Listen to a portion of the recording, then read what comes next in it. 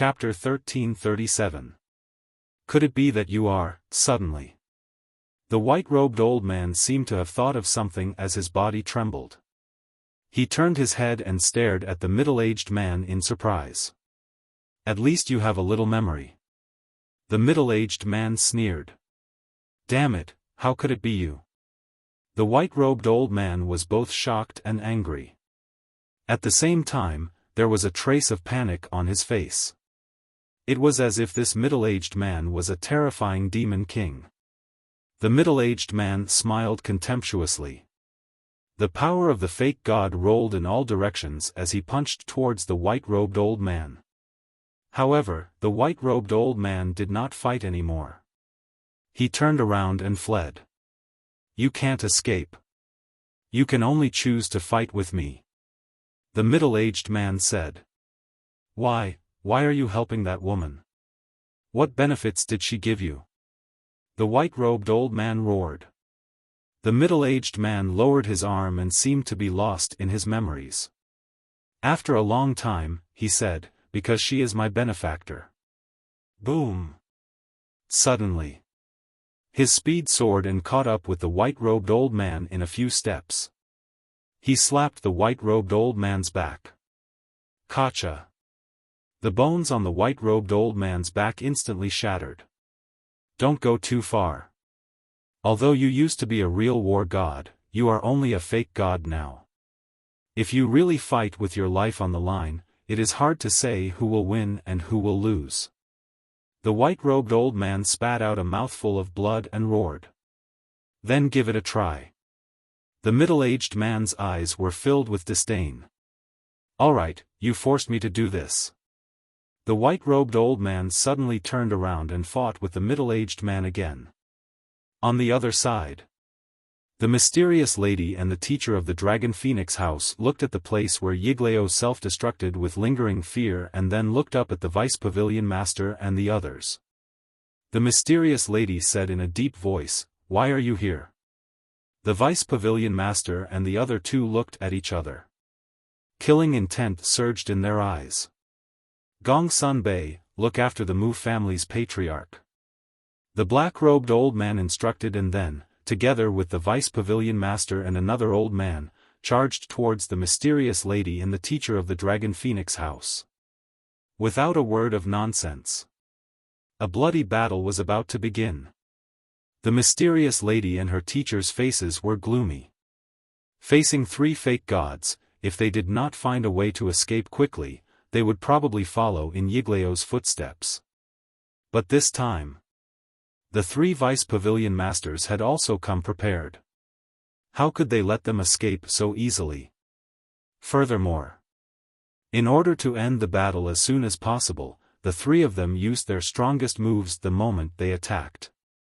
Deity art, fighting soul, heaven destroying earth. The situation of the battle was extremely tragic. Without any suspense, the mysterious madam and her companion were always at a disadvantage. A short while later, their injuries had worsened by several times, and their situation was not optimistic at all. You'd better not force me to use the divine crystal. The mysterious lady shouted. It would have been better if the divine crystals were not mentioned. The moment the divine crystals were mentioned, the three vice pavilion masters became even crazier, as if they did not care about their lives anymore. Ah! A painful scream rang out. The left arm of the Dragon Phoenix Pavilion's Miss Teacher was directly torn to pieces by the black-clothed old man and the vice pavilion master's divine arts. This is the price for betraying our main tower. The black-clothed old man's eyes were filled with killing intent as he sent another palm strike towards the heart of the young miss of the Dragon Phoenix Pavilion. Ah! The teacher of the young lady of the Dragon Phoenix Pavilion was sent flying on the spot, his blood staining the sky. Old 9. The mysterious lady turned pale with fright. Madam, leave quickly. I'll hold them back. The teacher of the Dragon Phoenix Pavilion's Miss Teacher roared as he stabilized himself in the air. With a monstrous divine might, he pounced towards the three vice pavilion masters. Hold us back. Unless you self-destruct as well. The three vice pavilion masters coldly snorted and decisively abandoned the mysterious lady. At the same time, they surrounded the teacher of the Dragon Phoenix Pavilion's Miss Teacher. Obviously, they wanted to take advantage of the situation and kill the teacher of the Dragon Phoenix Pavilion's Miss Teacher before joining forces to kill the mysterious lady. "You're courting death." The mysterious lady was furious. Boom! A shocking godly aura burst out from his body. The three vice pavilion masters were shocked and hurriedly looked over. They saw a five-colored crystal floating above the mysterious lady's head, blooming with a resplendent five-colored divine light. That's right. It was the divine crystal that all the forces were envious of. Don't be afraid. The divine power required to revive the divine crystal is beyond imagination. I don't believe that she really dares to revive. The black-clothed old man shouted as he continued to attack the teacher of the Dragon Phoenix Pavilion's Miss Teacher. The vice pavilion master and the other old man looked at each other and ignored the mysterious lady. "You're underestimating my courage. There's nothing in this world that I don't dare to do." The mysterious lady stared at the three of them coldly. The power of the false god rolled out and poured into the divine crystal. The divine crystal shone brightly and the divine might it emitted became more and more terrifying. Swish! But suddenly, a white-haired old man appeared out of thin air not far away. It was Mu Changfeng. "You actually didn't lie to me?" He thought that Qin Feiyang was lying to him, but he didn't expect that everyone was really here. Suddenly, he also felt the aura of the divine crystal and immediately turned his head. When he saw the divine crystal, his old eyes were filled with greed. Mu Changfeng. At the same time, the mysterious lady, the three vice pavilion masters, the middle-aged man, and the white-robed old man who were fighting also discovered Mu Changfeng. But the difference was that the white-robed old man was ecstatic. As for the mysterious lady and the vice pavilion masters, their expressions changed. "You're actually not dead yet," the mysterious lady said. "How did you find this place?" The three vice pavilion masters spoke almost at the same time. They were very surprised. The white-robed old man roared, "Big brother, quickly kill them and avenge old E." "What? What happened to old E?" Mu Changfeng asked. "He has already self-destructed," the white-robed old man said in pain. Self-destructed, Mu Changfeng's body and mind trembled and his face turned pale. Suddenly, a monstrous murderous aura rushed out of his body. He turned his head and stared at the mysterious lady, the vice pavilion masters, and the others. "None of you can escape today. All of you must die." Before he finished speaking, he was like a wild beast, madly pouncing towards the mysterious madam. The mysterious lady's expression changed. She looked at the three vice pavilion masters and said, "He's too strong. We have to work together to kill him first." The three vice pavilion masters looked at each other and nodded at the same time. "Okay." The black-robed old man looked at the mysterious lady and said, "We can work together, but we can't revive the divine crystal." They were also worried that during the battle, the mysterious lady would revive the divine crystal and kill them together with Mu Changfeng. "No problem." The mysterious lady nodded and decisively put away the divine crystal. The next moment, the mysterious lady and the vice pavilion masters worked together to kill Mu Changfeng. After the teacher of the Dragon Phoenix Pavilion's young lady took a regeneration pill and a healing pill, he followed behind the four and attacked Mu Changfeng crazily. The situation changed in an instant. Although Mu Changfeng was strong, the mysterious lady and the main tower had joined forces. There were a total of 5 false gods. And other than the vice pavilion masters, they were all veteran false gods. At the beginning, they were not at a disadvantage at all. However, the mysterious lady and the others had been seriously injured by Yigleo's self-destruction. And Mu Changfeng had always been in peak condition. The most important thing was that the cultivation of the mysterious lady and the others could not be compared to Mu Changfeng. Therefore, the battle began to tilt toward Mu Changfeng. At the same time as Mu Changfeng appeared on the battlefield, Qin Feiyang also arrived in the sky above the sea. Boom! The deafening sound of battle immediately entered his ears. Along with it came the terrifying fluctuations of the battle. So intense. He stood high in the sky, his clothes fluttering in the wind. He raised his head and looked in the direction of the battle fluctuations, the corners of his mouth pursing into a sneer. But when he looked down at the sea below, his expression changed drastically. Where's the island? It turned out that this was an island, and Yan Wei's clansmen lived on this island. But now, other than the surging waves, there was nothing. Could it be that they have been reduced to ashes in their battle? Qin Feiyang's eyelids twitched. He hurriedly took out an image crystal and sent a message to the Dragon Phoenix Pavilion's young lady. Buzz! The illusory image of the Dragon Phoenix Pavilion's young lady appeared. Where are Yan Wei's clansmen? Qin Feiyang said solemnly. The Dragon Phoenix Pavilion's young lady said, they are all with me. How is the situation on the Mu family side now? Qin Feiyang heaved a sigh of relief and said, give me the coordinates. We'll talk about it when I get there. The Dragon Phoenix Pavilion's young lady nodded and gave Qin Feiyang the coordinates.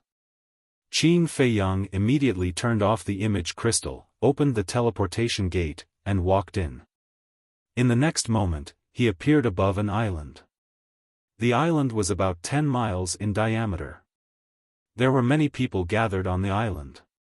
They were really from the Heavenly Tiger tribe. It's Qin Feiyang.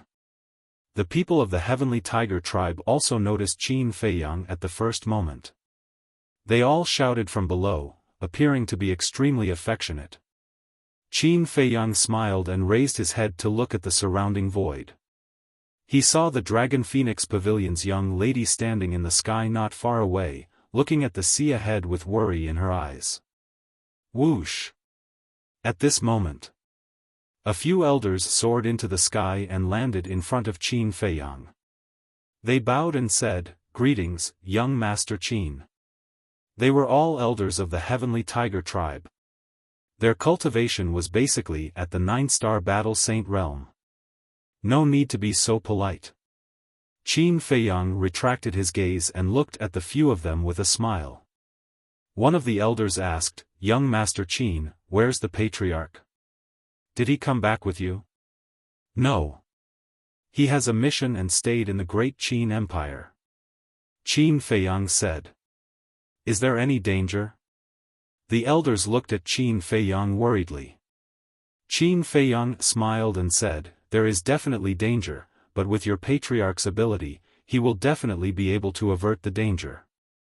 The elders heaved a sigh of relief. Then why did you come back this time? How long are you going to stay? Can you stay a little longer? We want to repay you. Yes. If it weren't for your help back then, our Heavenly Tiger tribe would have been destroyed in the hands of the Mu family.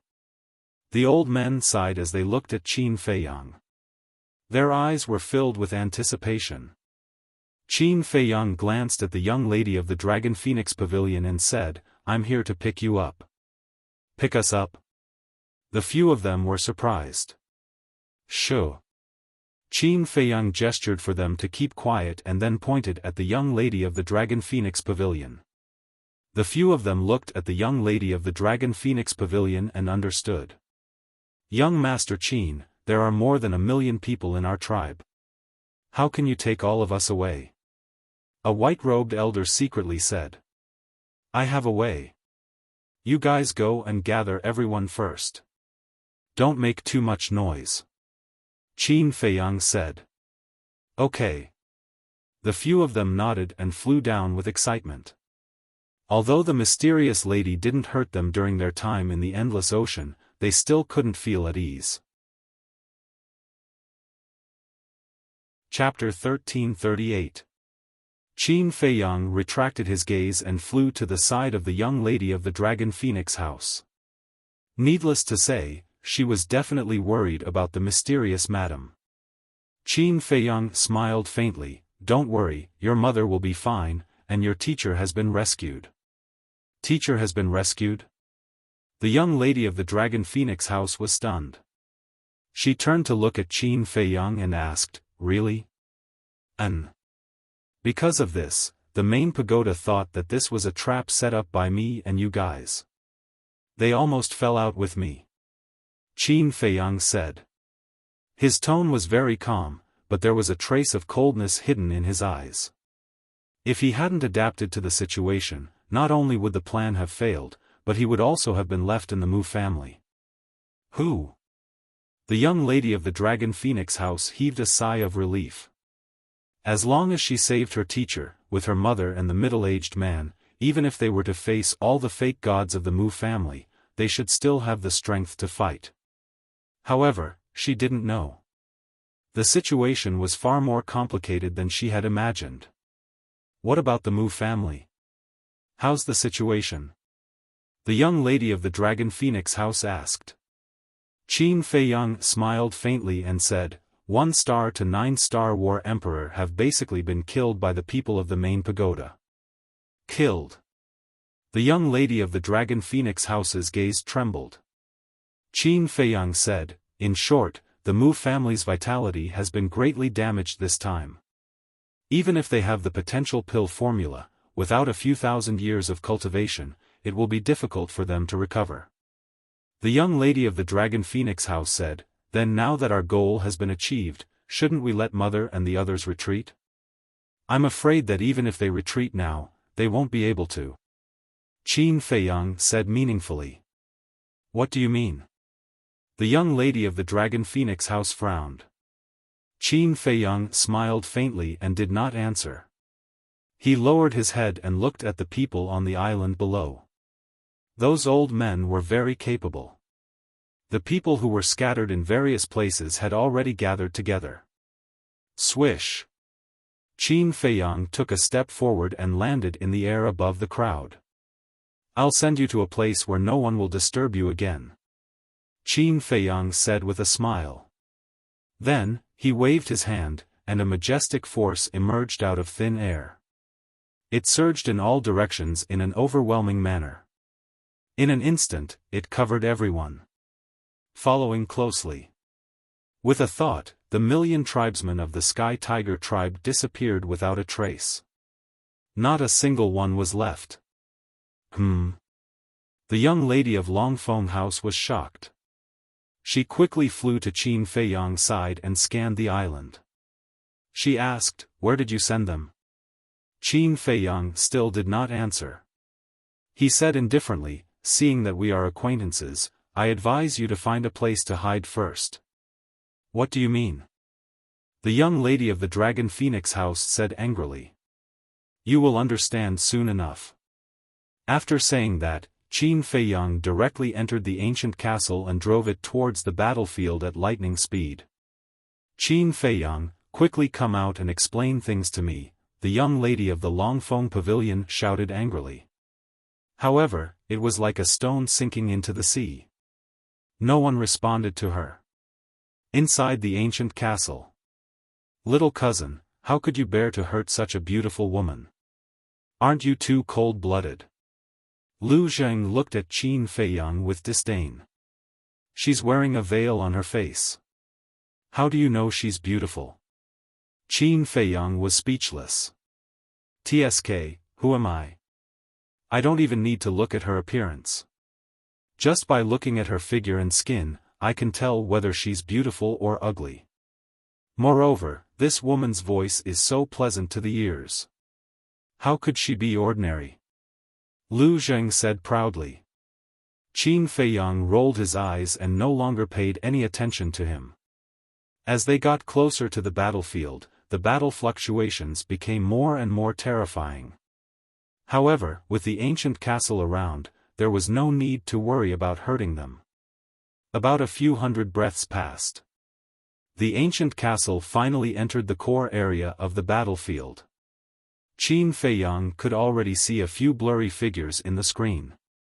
Let me calculate. Chief Pagoda Master has 3 false gods. The Mu family has 3 false gods. There are also 3 false gods on the mysterious Madam's side. There are a total of 9 false gods. 9 false gods fighting. This is the first time I've seen such a great battle. Lu Zheng was very excited, his eyes were full of anticipation. Aren't you talking nonsense? In today's world, even a super powerhouse at the peak of the 9-star combat emperor realm is rare, let alone 9 false gods fighting in one place at the same time. Qin Feiyang rolled his eyes at him. In this sea area, the wind whistled and huge waves covered the sky. The destructive fluctuations of the battle filled every inch of the void and every corner. Even a powerhouse at the peak of the 9-star combat emperor realm would be torn to pieces in an instant. But this couldn't stop the ancient castle from moving forward at all. Since the ancient castle's first seal was unlocked, its power had increased several times. Soon, the figures in the screen became clear. Qin Feiyang and Lu Zheng could finally see the battlefield clearly. Damn! That middle-aged man is actually so strong. Looking at the middle-aged man fighting with the old man in a white robe, Lu Zheng's eyes almost popped out. He is strong to begin with. Qin Feiyang said. When they were fighting for the divine crystal, if it weren't for the middle-aged man's help, the mysterious madam wouldn't have been able to fight against the main pagoda and the Mu family. With a wave of his hand, the screen changed and landed on the other side of the battlefield. What? Immediately, their eyes widened in anger and disbelief. The mysterious madam's side and the main pagoda's side working together were all within their expectations. Because Mu Changfeng's strength was too strong, they were definitely not his match in a one-on-one fight, so they could only work together. But at this moment, the two sides working together were still no match for Mu Changfeng.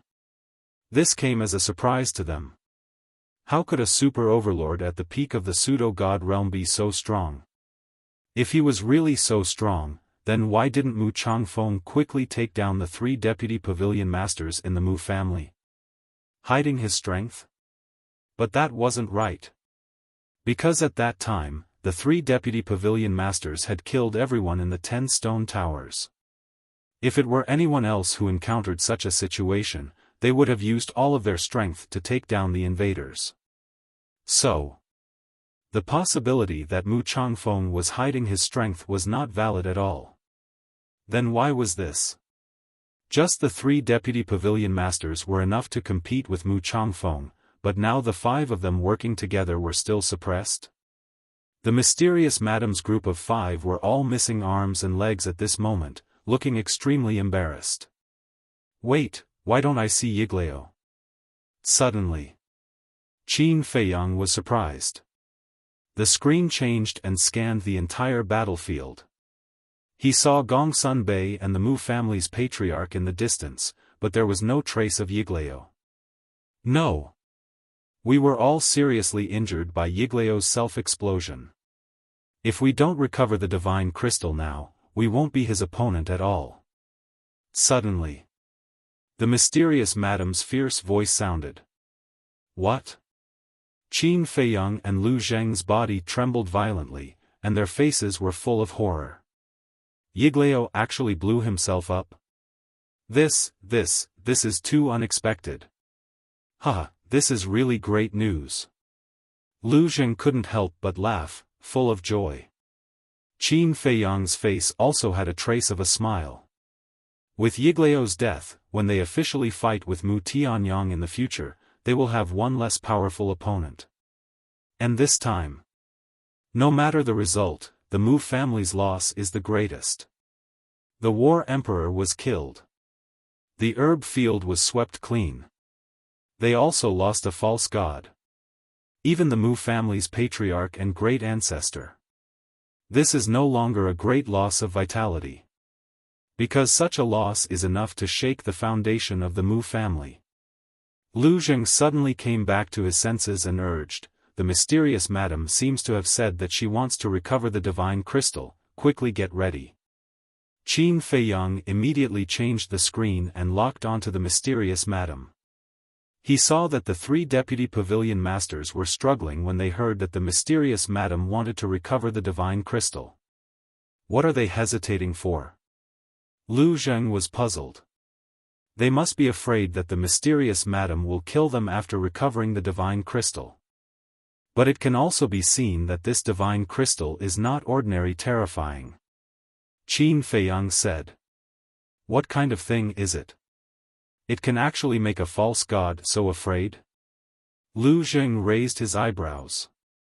There's no time left, we can't hesitate anymore. The mysterious madam shouted anxiously. That's right.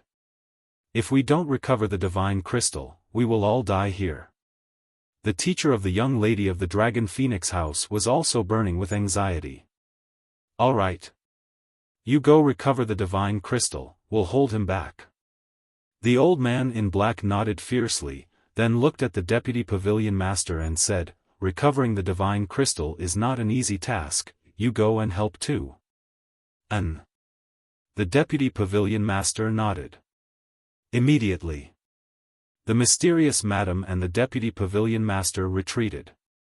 As soon as the 2 of them left, the pressure on the black-clothed old man and the other 2 immediately increased. Hurry up, we can't hold on for long. The teacher of the young lady of the Dragon Phoenix house roared. After retreating a few miles, the mysterious madam immediately took out the divine crystal and floated in front of her. I've been waiting for this moment. Qin Feiyang had been driving the castle and following the mysterious madam. Seeing this scene, his eyes suddenly lit up. Boom! The next moment, activating the battle character art, his eyes and long hair instantly turned blood red, as if a war god had returned. Endless battle intent surged within the castle. Moreover, he took out all the important things, such as the Cosmos sack and Chang Shui, and placed them on the altar. At the same time, the mysterious madam and the deputy pavilion master looked at each other, and the power of the fake god poured out from their bodies like a torrent. But just as the power of the fake god was about to enter the divine crystal, Qin Feiyang appeared out of thin air, grabbed the divine crystal, and grinned, "Thank you." After saying that, he disappeared in an instant. And it was also at this moment that the roaring and surging battle fluctuations in the air almost took Qin Feiyang's life. Flesh and blood flew all over his body, and even his bones could be seen. If he hadn't had the foresight to activate the battle character art in advance, if he hadn't fused with the fire of life and possessed the purple gold dragon blood, he would have died in an instant. This sudden turn of events stunned the mysterious madam and the deputy pavilion master. Bastard! Immediately after, the 2 of them roared towards the sky, bristling with anger. At the same time, their divine consciousness surged out in all directions. How could this be? The old man in black, the teacher of the young lady of the Dragon Phoenix house, and the other old man in the main tower were also shocked and quickly retreated to the side of the mysterious madam and the deputy pavilion master. On the other side of the battlefield, the white-robed old man and the middle-aged man were also dumbfounded. Gong Sunbei and the head of the Mu family were also petrified on the spot. Qin Feiyang was actually here? Mu Changfeng also had a look of shock. But soon he understood and laughed out loud. That laughter was filled with a strong sense of ridicule. Chapter 1339. What are you laughing at? The mysterious lady said angrily. Can't you see it now? All of this was carefully planned by Qin Feiyang. He first used you and the main tower to deal with the Mu family. Then, he used the people of the Mu family and the main tower to deal with you and rob you of the divine crystals. Mu Changfeng laughed. When the mysterious lady heard this, she immediately roared in her heart, "Little bastard, you dare to scheme against me? Aren't you afraid of being struck by lightning?" Mu Changfeng then looked at the other three and said, "Didn't Qin Feiyang promise to help the main tower get back the divine crystals?" The three of them didn't speak, their faces were gloomy. "Looks like I guessed right." "Amazing." Without spending a single soldier, he looted the herb field of the Mu family, saved the fire Qilin, made us lose all the battle emperors, and even killed Yiglao. In the end, he got the divine crystals. Qin Feiyang, I really underestimated you. I have to admit that you are indeed qualified to be a chess player. Huh, do you think it's funny? To think that we, the top three factions, and our semi-divinity realm experts, would be toyed around by a brat. Mu Changfeng looked at the mysterious lady and the others, his eyes were full of ridicule. Without exception. The group of people's faces were extremely ugly. "Bastard, I knew you wouldn't be so kind." Gongsun Bei clenched his hands, his eyes were gloomy. "This is retribution." The head of the Mu family looked at him gloatingly. "What are you gloating about? Although we were schemed against by Qin Feiyang, the main tower didn't lose anything at all. And the mysterious lady only lost the divine crystals. But your Mu family, the things you lost this time should be enough to make you despair." Gongsun Bei sneered.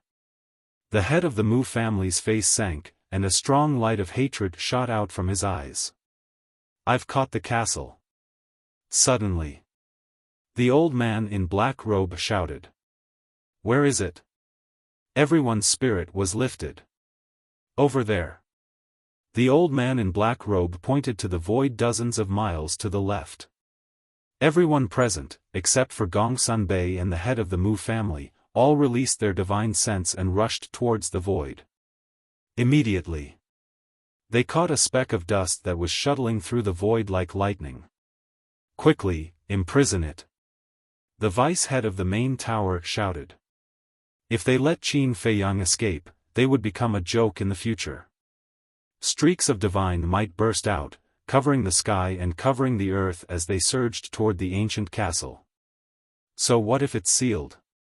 Can you still break open the ancient castle and capture Qin Feiyang? Mu Changfeng's eyes were filled with ridicule. Although the Mu clan, the seal, it's not it. If it was a long time ago, he might have done so. With Qin Feiyang had already broken through to a 2-star combat emperor and had countless herbs. It was impossible to trap him. Suddenly, he looked at the mysterious lady and the others. Killing intent surged in the depths of his eyes. Whoosh! In the next moment, he was like a ghost, instantly landing in front of the 5 people. He raised his old hand and slapped another old man in the main tower. Because this person was standing at the front. The 5 people's attention was on the castle. They didn't expect that Mu Changfeng would ignore Qin Feiyang and attack them, so they weren't prepared at all. Boom! Crack! Ah! Accompanied by a loud sound, the old man's head exploded on the spot. Blood splattered across the sky, and a scream resounded through the sky. The mysterious lady and the others' faces suddenly changed. They hurriedly looked back at the old man and found that his soul had been annihilated. The annihilation of the soul, even a false god couldn't reverse the situation. This also meant that another false god had fallen. Immediately after, the 4 of them retreated at the same time. With the divine crystals, you still have a little chance. But now, the divine crystals have been snatched away by Qin Feiyang. What else can you use to fight me? All of you, die. Mu Changfeng laughed sinisterly and rushed toward the 4 people crazily. In the distant void, inside the castle, Qin Feiyang was lying on the ground, bleeding all over. When they were fighting for the divine crystals, the battle fluctuations in the void had caused fatal injuries to him. Now, he didn't even have the strength to stand. Even his consciousness was being swallowed by the darkness. However, he knew that he couldn't faint now. Therefore, He bit his tongue and tried to stay awake to drive the castle away from this place. The divine crystals were quietly on the ground of the castle. As for Lu Zheng, he had been nervously staring at Mu Changfeng and the others in the screen. Seeing that Mu Changfeng suddenly attacked the mysterious lady and the others, he was relieved. He immediately ran to Qin Feiyang's side, squatted on the ground, and asked anxiously, "How are you?" Although he was a little unhappy with Qin Feiyang, blood was thicker than water. He still cared about this little cousin of his. "I won't die," Qin Feiyang said weakly. "It's good that you won't die." Lu Zheng immediately took out a healing pill with 5 elixir veins and stuffed it into Qin Feiyang's mouth. However, the injuries were too serious. Even a healing pill with 5 elixir veins would have little effect. Seeing this, Lu Zheng frowned and said, "What do we do now?" Qin Feiyang said, "Help me up. Let's leave the castle and return to the great Qin Empire immediately." Lu Zheng was stunned and asked, "What about the mysterious lady and the others?" Qin Feiyang said, "I've achieved my goal. Whether they live or die has nothing to do with me." "That makes sense." Lu Zheng nodded. Ignoring the blood on Qin Feiyang's body, he picked up Qin Feiyang. Qin Feiyang willed and the two immediately appeared in the sky above the sea. Then, Lu Zheng opened the portal and descended above the ice lake with Qin Feiyang in his arms. Qin Feiyang said, "The teleportation altar is in a grotto at the bottom of the lake." He was almost at his limit. Lu Zheng didn't dare to delay for a moment and immediately rushed into the ice lake. At the same time, his battle aura surged and formed a battle aura boundary to separate them from the bone-chilling lake water. "What's going on?" Before reaching the bottom of the lake, the snow python greeted them. Looking at Qin Feiyang's injuries, its eyes were full of shock and confusion. "There's a situation," Lu Zheng said respectfully, but there was a trace of suspicion in his eyes. When he first came here, he clearly sensed a wisp of dragon aura here. Why was it gone now? A situation? The snow python was stunned. It looked at Qin Feiyang and sneered. "You're so badly injured. It seems that you've hit a wall this time." Qin Feiyang smiled bitterly. Lu Zheng asked, "Senior, can we leave now?" He was very impatient, but he didn't dare to show it. The snow python glanced at Lu Zheng, then looked at Qin Feiyang and said, "You'd better behave yourself in the future. Otherwise, you'll lose your life. Let's go." Lu Zheng immediately carried Qin Feiyang and rushed down. After reaching the bottom of the lake, Qin Feiyang pointed to the entrance of the grotto. He couldn't hold on any longer and fell into Lu Zheng's arms, fainting. "Little cousin." Lu Zheng's expression changed. Feeling that Qin Feiyang's heart was still beating, he let out a breath and carried Qin Feiyang to the entrance. After entering the grotto, he didn't waste any time and immediately activated the altar. "Qin Feiyang, why did you lie to me? Come out and explain it to me." But at this moment, Gongsun Bei's angry roar came from outside. He guessed that Qin Feiyang would immediately leave the Forgotten Continent after stealing the divine crystal, so he rushed here. However, Lu Zheng didn't pay attention to him at all. He stepped onto the altar and his figure quickly faded. Outside the ice lake, Gongsun Bei held the Mu family's head and stood by the lake, his eyes full of anger. Dong! At this moment, the snow python broke out of the water and floated above the lake. "Greetings, Senior." Gongsun Bei's pupils shrank and he bowed. "He's gone. You can leave too. Don't disturb my meditation." After the snow python finished speaking, it returned to the ice lake and disappeared. Gongsun Bei looked at the ice lake, his face full of unwillingness. After a long time, he turned and left with the Mu family's head. Butterfly Valley. Hundreds of flowers bloomed, and the fragrance of the flowers filled the air. Stalks of emerald green grass swayed in the wind, full of vitality. By the lake. Old Man Qin sat on a bluestone as usual, like an ordinary old man in the countryside. He didn't have the slightest aura, quietly fishing. Suddenly. He looked up at the sky, a cold light flashing in his eyes. Almost in the next moment, two figures appeared. It was Lu Zheng and Qin Feiyang. Seeing that it was Qin Feiyang, the cold light in Old Man Qin's eyes faded, but then he noticed Qin Feiyang's injury. Whoosh! He immediately put down the fishing rod, turned into a stream of light, and landed in front of Lu Zheng. Looking at the unconscious Qin Feiyang, he asked, "What happened?" "It's a long story. Let's find a place to put him first," Lu Zheng said. "Come with me." Old Man Qin glanced at Lu Zheng, then turned and flew down to the wooden building below. Lu Zheng followed closely behind him. Entering the wooden building, Old Man Qin took Lu Zheng into a bedroom. The bedroom was very simple. There was no decoration, only a clean wooden bed. Lu Zheng gently placed Qin Feiyang on the wooden bed, then silently observed Qin Feiyang's condition. Although Old Man Qin was full of doubts, he didn't disturb Lu Zheng at this moment. Time flew by. An hour passed. Seeing that Qin Feiyang's injury didn't worsen and was gradually getting better, Lu Zheng was completely relieved. Old Man Qin couldn't wait to ask, what happened to make him like this? "Let's talk outside."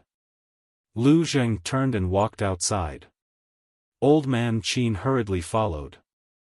The two left the room and walked to the tea table in the hall. The tea table was carved from a very common tree root, looking simple and plain. "I didn't expect a fake god to live such a simple life." Lu Zheng glanced at the tea table, then glanced at the hall, and smiled. Old Man Qin rolled his eyes at him and said impatiently, "Don't talk nonsense. Tell me what you experienced on the Forgotten Continent. I've been on the run for so long, my mouth is dry. You should at least make me a pot of tea to moisten my mouth, right?" Lu Zheng sat by the tea table and chuckled. "You want me to make tea for you? Who do you think you are? Are you looking for a beating? Tell me." Old Man Qin's face darkened, and he said angrily. Lu Zheng smiled helplessly and slowly told him what happened these days. However, he didn't mention the divine crystal. Chapter 1340. After listening, Old Man Qin was dumbfounded. He did not expect that in just a few days, Qin Feiyang and Old Man Qin had experienced so many things. Lu Zheng picked up the teacup and moistened his throat. He smiled and said, "My little cousin's performance is not bad, right?" "Good." Old Man Qin nodded. His old face was full of praise. With the cultivation of a 2-star combat emperor, he dealt with the 3 superpowers of the Forgotten Continent. Among them, there were 9 fake gods. If it was anyone else, it would be impossible to succeed. However, not only did Qin Feiyang successfully deal with them, he even killed 2 fake divinities and took advantage of them. Who could compare with such a mind? Even he was left in the dust. And the most happy thing was that the Mu family. Time passed day by day. During these days, Lu Zheng temporarily stayed here. Other than taking care of Qin Feiyang, he fished, drank tea, and chatted with Old Man Qin every day. His days were very comfortable. On the 5th day, Qin Feiyang finally woke up from his coma. The injuries on his body had been completely healed with the help of the flame of life and the purple gold dragon blood. Now, his skin was as smooth and tender as a newborn baby's. Lu Zheng had also helped him clean the bloodstains on his body and changed him into a clean set of clothes. He opened his eyes and looked at the ceiling in confusion. Where was this? This room was very unfamiliar. After a while, Qin Feiyang slowly sat up and looked around the room. He then got off the bed and stretched his muscles and bones. Feeling that his injuries had been completely healed, he walked to the window and looked outside. Green mountains and clear waters, a sea of flowers and a lake scene came into view. The clear air assaulted his nose, making him feel refreshed. It turned out to be the Butterfly Valley. Qin Feiyang muttered and flew out of the window. He stood above the wooden building and scanned the Butterfly Valley. Soon, he saw Old Man Qin and Lu Zheng by the lake. The two of them sat by the lake, fishing with fishing rods in their hands. They were like a pair of grandfather and grandson, laughing and chatting leisurely. Whoosh! Qin Feiyang's figure moved. He streaked across the sky and landed beside the two of them. He said, "Why are you laughing so loudly? Even if there are fishes, they will be scared away by you. What do you know? What we're fishing for is not fish, but life. A cultivation maniac like you will never understand the joy in this." Lu Zheng said in disdain. The corner of Qin Feiyang's mouth twitched. He really didn't understand what fishing had to do with life. He's awake. Old Man Qin lifted his head and looked at Qin Feiyang with a smile. Qin Feiyang nodded and cupped his hands. "Thank you for your care, Elder Qin." Lu Zheng said, "Don't get it wrong. I've been taking care of you for the past 5 days, not old Qin. I'm the one you should be thanking." 5 days? Qin Feiyang stared blankly for a moment before sighing, "Time really flies. I wonder how the Forgotten Continent is right now? Do you still need to think about it? Facing 2 super overlords at the peak of the pseudo-god realm, do you think the people from the head of the tower and the mysterious madam will have a good time? I'm afraid they're all dead by now." Lu Zheng laughed gloatingly. "All dead," Qin Feiyang murmured, a complicated feeling rising in his heart. He didn't care about the people from the head of the tower. But he had a different feeling about the mysterious madam.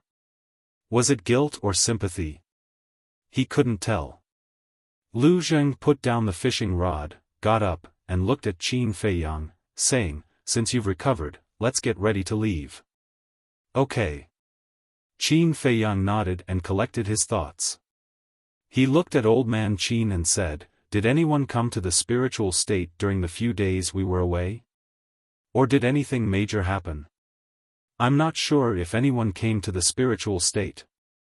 Because everyone in the imperial capital knows that I'm guarding the Butterfly Valley. Even if someone came, they wouldn't pass by here. As for whether anything major happened, I haven't received any news yet." Old Man Qin said. The 9 states were connected, and one could enter the spiritual state from the other 8 states. Qin Feiyang cupped his hands and said, "Okay, we'll take our leave first. Zhuge Nanhua is guarding the pagoda. I'd like to ask you, how are you going to go back?" Old Man Qin chuckled. "Let's go back openly. If he dares to block the way, I'll kill him." Qin Feiyang smiled faintly. "Huh, you have a personality and are very domineering. I like it. Go." Old Man Qin laughed and waved his hand. "Goodbye." Qin Feiyang and Old Man Qin bowed and turned to rush into the secret chamber. Lu Zheng smiled and said, "To be honest, our biggest gain is actually Old Man Qin." "What do you mean?" Qin Feiyang was stunned and asked suspiciously. "Now that Old Man Qin is on our side, with his strength and status in the great Qin Empire, he will be of great help to us in the future." Lu Zheng said. "I won't object to this." Qin Feiyang smiled.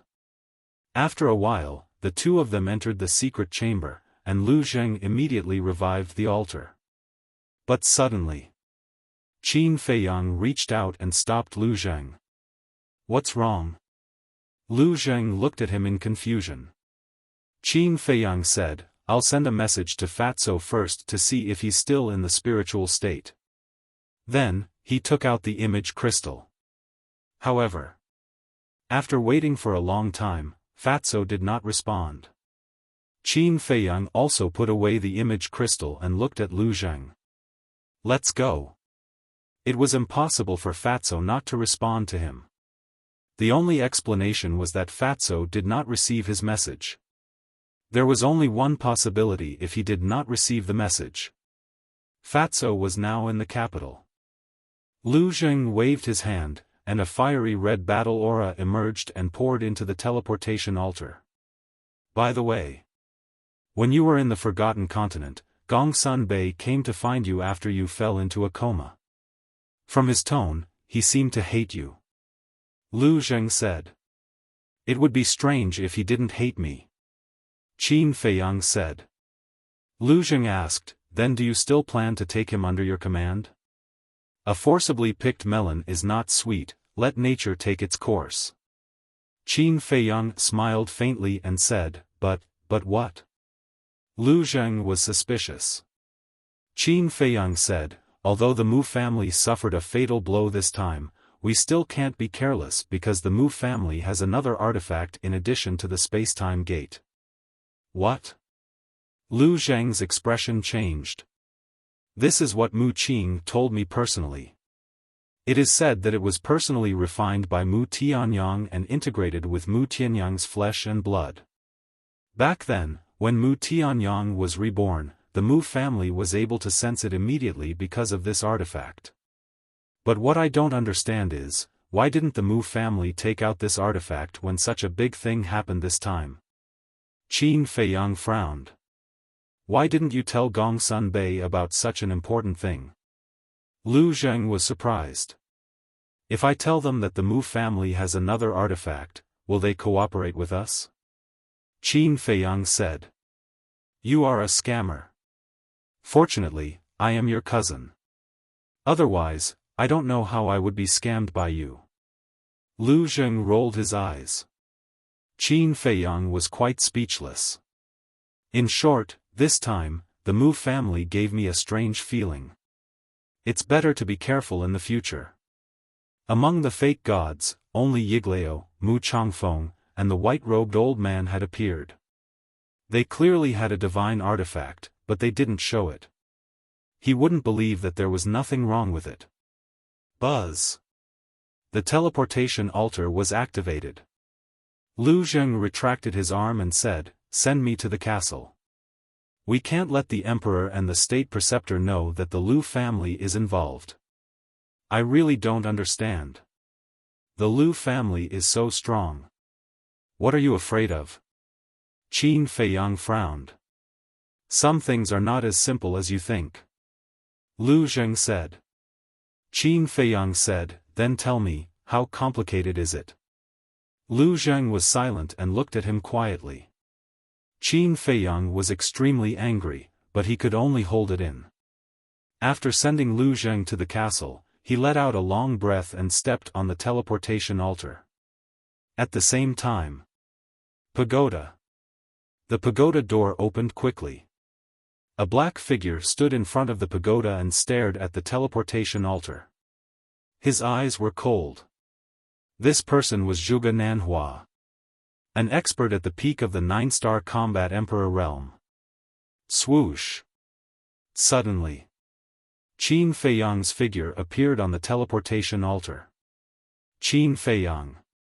Zhuge Nanhua's eyes were filled with intense killing intent. He didn't even bother to hide it.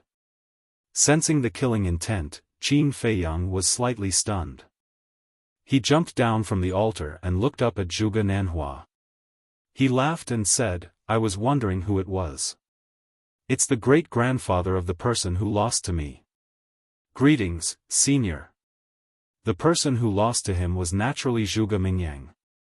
Zhuge Nanhua almost went berserk in the face of such a blatant mockery. Qin Feiyang's eyes flashed with a hint of mockery. He laughed and said, Senior, it must be very tiring to be guarding the door. When you have time, I'll invite you to the fragrant moon brothel for a few drinks and relax. In other words, Zhuge Nanhua was just a watchdog. Who was Zhuge Nanhua? How could he not hear the mockery in Qin Feiyang's words? He clenched his fists tightly, making cracking sounds. It seems like Senior has nothing to say to me. I'll take my leave then. Qin Feiyang laughed and walked out of the pagoda. He walked past Zhuge Nanhua. Suddenly, Zhuge Nanhua turned around and grabbed Qin Feiyang's shoulder. Is there anything, Senior?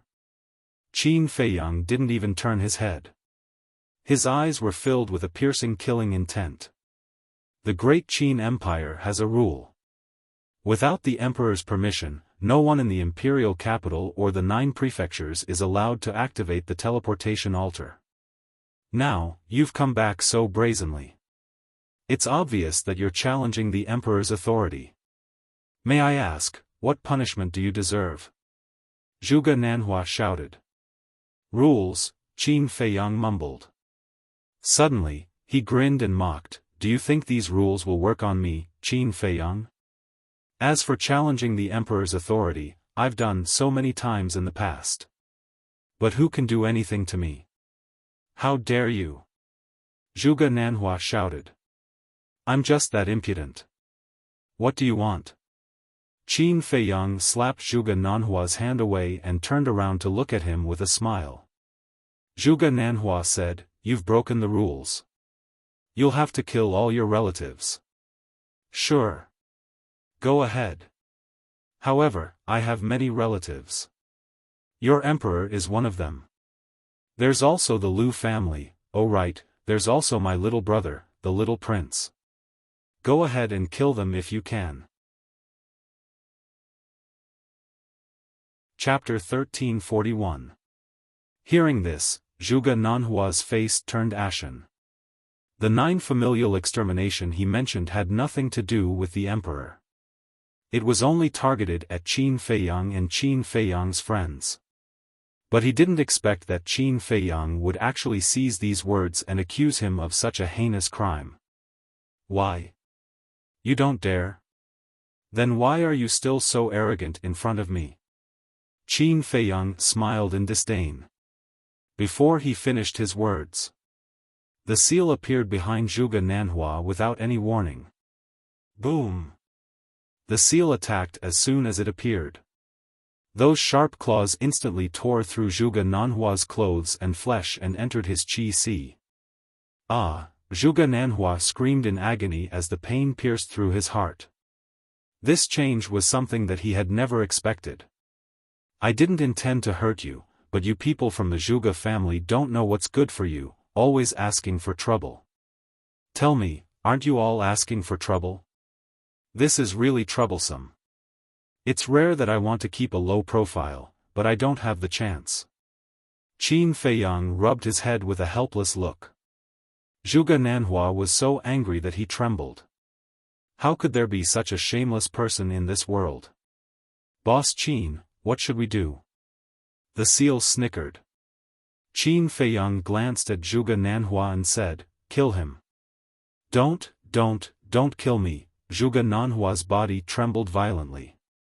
His eyes were filled with fear. Where's your backbone? Where's your backbone? As a member of the Zhuge family, you can't be so weak, do you understand? Qin Feiyang lectured him with good intentions. Zhuge Nanhua was going crazy. He was scared and angry at the same time. To be honest, with my strength, I'm definitely nothing in your eyes. But I can't help it. I'm popular and everyone is willing to help me. Qin Feiyang smiled in ridicule. Then, he turned around and strode away. Did you hear that? Kid. You think you can provoke Boss Qin? You really don't know what you're worth. The seal arrogantly raised its claws and poked Zhuge Nanhua's head as it said disdainfully. Get your paws off me. Zhuge Nanhua roared. Yo, that's pretty awesome. I'll poke, so what if I poke you today? Bite me. The seal let out a strange laugh. Just you wait. One day, all of you will die without a burial ground. Zhuge Nanhua roared. Unfortunately, even if such a day comes, you won't have the chance to see it. A ferocious glint flashed across the seal's eyes. It raised its claws and mercilessly slapped at Zhuge Nanhua's head. Wait! But suddenly, Qin Feiyang stopped in his tracks and turned to look at the seal. What happened? The seal asked. Qin Feiyang said, give him a chance. Let him see the day we die without a burial ground. Ugh! The seal was stunned. Zhuge Nanhua was also shocked. Are you sure? The seal came back to its senses and asked. This was equivalent to letting the tiger return to the mountain. Qin Feiyang nodded, but a playful look flashed past his eyes, and he said, however, the death penalty can be avoided, but the punishment can't be avoided. Strip him naked and throw him into the central square of the first district. Strip him naked. Zhuge Nanhua's body and mind trembled as he roared, you'd better kill me. A supreme expert at the peak of the 9-star War Emperor realm, and an important figure in the Zhuge family, was stripped naked and thrown into the central square, becoming a joke for countless people. This was even crueler than killing him. The seal was stunned for a moment, then laughed evilly. He looked at Qin Feiyang and praised, this move is fun, really fun. Then it waved its claws, and with a poochie sound, the clothes on Zhuge Nanhua's body were torn into pieces. Immediately, a naked body appeared in Qin Feiyang's line of sight. Bastard! I swear, I will not let you off. Zhuge Nanhua covered his lower body with both hands and squatted on the ground. He stared at Qin Feiyang and the seal and roared. I'll be waiting. Qin Feiyang opened a teleportation gate and said, bring him there, come find me at Hao Tian Palace later. All right. The seal shouted and released its emperor's might. It swept up Zhuge Nanhua and rushed towards the teleportation gate. But before it entered the teleportation gate, it suddenly stopped and rolled its eyes. Suddenly, it chuckled and released the pressure. Zhuge Nanhua immediately fell to the ground like a dead dog. Crawl properly, don't move. The seal shouted coldly, and with a sinister laugh, it waved its claws again and again. What are you doing? Qin Feiyang walked forward suspiciously and couldn't help but laugh. On Zhuge Nanhua's back, there was a line of bloody words. I am an old hooligan, I am an old beast, I am an old undying bastard who grew up eating feces. It was just this sentence. How is it? The seal looked at Qin Feiyang with its thieving eyes. Not bad. Qin Feiyang held back his laughter and nodded. Hee hee. The seal grinned and swept up Zhuge Nanhua again, entering the teleportation gate without looking back. After the teleportation gate disappeared, Qin Feiyang couldn't hold it in anymore and laughed out loud. One could imagine how big of a commotion Zhuge Nanhua would cause when he appeared in the central square. Swoosh! At this moment, a white-haired old man flew through the air and landed on top of the pagoda. It's you. It was the Grand Tutor. When enemies met, their eyes were exceptionally red. Be it the Grand Tutor or Qin Feiyang, their eyes were filled with a strong cold light. Yes, it's me. Qin Feiyang said. Why are you here? The Grand Tutor said angrily. Just as he finished speaking, he noticed the bloodstains on the ground. His expression changed slightly, and he hurriedly rushed into the pagoda. Seeing that there was no one in the pagoda, he released his divine might and imprisoned Qin Feiyang. He shouted, Where is Zhuge Nanhua? What did you do to him? If you want to know, go to the central square of the first district yourself. Also, don't use your tortoise's might to imprison me. It will make me very angry. Once I get angry, I can't guarantee that I'll do something out of line. For example, Zhuge Mingyang. Qin Feiyang sneered. The Grand Tutor clenched his fists and stared at Qin Feiyang. In the end, he withdrew his divine might, opened a teleportation gate, and rushed in like lightning. Qin Feiyang sneered, glanced at the back mountain of the imperial palace, and also opened a teleportation gate and left. The first district. Central Square. There was a teleportation gate in the square. But unlike ordinary teleportation gates, this teleportation gate was fixed and led to several other districts. Because of this, there was a lot of traffic in the central square every day. For example, there were hundreds of people lining up in front of the teleportation gate. "Everyone, come here quickly. I have a surprise for you." Suddenly, a laugh sounded in the air above the square. The people in the square immediately looked up. They saw a seal standing in the air, and beside it was a naked man. What's going on? Everyone was stunned. Although Zhuge Nanhua had been famous for a long time, he rarely appeared in front of people, so many people had only heard of his name and had never seen him in person. This is Zhuge Mingyang's great-grandfather, Zhuge Nanhua. I don't know what happened, but he suddenly came to find me and insisted that I strip him naked and send him to the central square. I have no choice but to do as he said. The seal looked very helpless and withdrew his emperor's might. Zhuge Nanhua screamed and fell in the middle of the square with a bang. "You guys take your time to appreciate it." The seal laughed and opened a teleportation gate to leave. Zhuge Nanhua. He is a respected senior of the Zhuge family, and the hall master of the law enforcement hall. How could he do such a thing? He's so old and he's still naked, doesn't he know shame?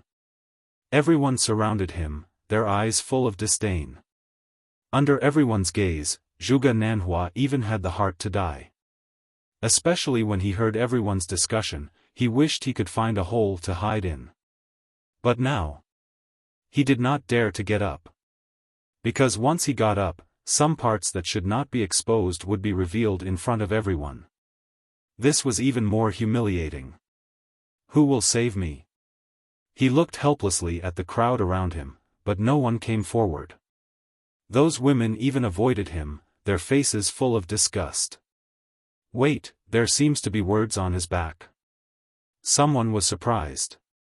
A middle-aged man walked forward curiously, looked at the bloody words on Zhuge Nanhua's back, and read, "I am an old hooligan, I am an old beast, I am an old undying bastard who grew up eating feces." The middle-aged man was dumbfounded when he read the last sentence. The others also looked at each other in dismay. An old undying bastard who eats feces, this is too funny. Everyone actually did not dare to laugh. But there was nothing they could do. It was too funny and they could not hold it in. At the same time, not far from the square, there was a restaurant, Fragrant Moon Restaurant. On the third floor, two young men were sitting in a private room, drinking wine. One of them was wearing a purple robe. His body was tall and straight, and his eyebrows were like swords. His entire body was emitting a threatening aura. But throughout the entire process, he did not say a word. He only cared about drinking, and his eyes were extremely cold. If Qin Feiyang was here, he would definitely recognize him as Zhuge Mingyang. The other person was a young man in a black robe. His appearance and temperament were not ordinary either. However, his cultivation was even stronger than Zhuge Mingyang. An 8-star combat emperor. Behind this person, there was a short man in a black robe. He was silent and his face was filled with respect. These two people were Zhuge Jinghong and Xia Changjin, who had repeatedly challenged Qin Feiyang. Zhuge Jinghong drank his wine while looking at Zhuge Mingyang. Seeing that Zhuge Mingyang did not say a word, he could not help but raise his eyebrows. Then he put down his wine cup and looked at Zhuge Mingyang. He sighed and said, "Mingyang, victory and defeat are common. You don't have to do this. You don't understand. I can lose to anyone, but I can't lose to Qin Feiyang. But now, I have already lost to him twice. How can I endure this?" Zhuge Mingyang clenched his fists, and his eyes became more and more cold. "I understand. But you can't give up on yourself like this. You still have a long way to go. In the future, there will definitely be a chance to find him and avenge your humiliation. Zhuge Jinghong said. Yes. And Senior Jinghong will also do his best to help you. Xia Chongjin smiled flatteringly. Chapter 1342. He wasn't that great in the first place. Otherwise, why didn't he dare to accept your challenge? From what I see, if he didn't have the castle, he's nothing. Xia Chongjin snorted, his face full of disdain. But, hearing their words, Zhuge Mingyang didn't feel comforted at all. Instead, the anger in his heart became even stronger. Qin Feiyang wasn't that great? Qin Feiyang wasn't anything? Then what was he, the person who lost to Qin Feiyang, considered? He wasn't even worth shit? Zhuge Jinghong and Xia Chongjin wanted to comfort him, but in Zhuge Mingyang's ears, it felt like they were humiliating him. Zhuge Jinghong saw that the situation wasn't right and hurriedly explained, "Don't misunderstand, we didn't mean that. Even if you mean that, I don't care. Anyway, in this life, I won't be his opponent." Zhuge Mingyang laughed at himself. He picked up the wine jar on the table and started drinking. He didn't say that there was still the slave seal. Even if he trained hard and surpassed Qin Feiyang, as long as the slave seal was there, he wouldn't be able to turn the tables. Gotcha. Looking at Zhuge Mingyang's self-deprecating appearance, Zhuge Jinghong clenched his fists tightly. His killing intent towards Qin Feiyang became even stronger. Dong! Suddenly, there was a hurried knock on the door. Zhuge Jinghong looked at the door and let go of his fists. He said coldly, "Come in." Clang! The door was pushed open and a waiter hurriedly ran in. What happened? Zhuge Jinghong frowned. The waiter said, "Young masters, something big happened. Quickly go to the square." What big thing? Zhuge Jinghong stood up and looked at the waiter in shock. "You," the waiter stuttered. "Speak." Zhuge Jinghong said angrily. The waiter's eyes trembled and said, "Your foster father was stripped naked and thrown on the square. Now, many people are watching." What? Zhuge Jinghong's expression changed. Zhuge Mingyang also stood up abruptly. The wine jar in his hand fell to the ground and shattered into pieces. Xia Chongjin was dumbfounded. Who was Zhuge Nanhua? That was the hall master of the inner hall of the enforcement hall. His authority was monstrous. Someone actually dared to strip him naked and humiliate him in public? Who was so bold? Was he tired of living? The next moment, Zhuge Jinghong and Zhuge Mingyang rushed out of the window. Seeing this, Xia Zhongjin took out a few hundred gold coins, threw them on the table, and hurriedly chased after them. The three of them were in a private room at the back of the Fragrant Moon brothel, so they couldn't see the situation in the square. However, the Fragrant Moon brothel was just across the street from the square. With their cultivation, they would be able to enter the square in the blink of an eye. When they saw Zhuge Nanhua, who was squatting on the ground with a helpless expression on his face, Zhuge Mingyang and Zhuge Jinghong instantly burst into overflowing anger. Godfather! Great-grandfather! The two of them roared and landed beside Zhuge Nanhua at lightning speed.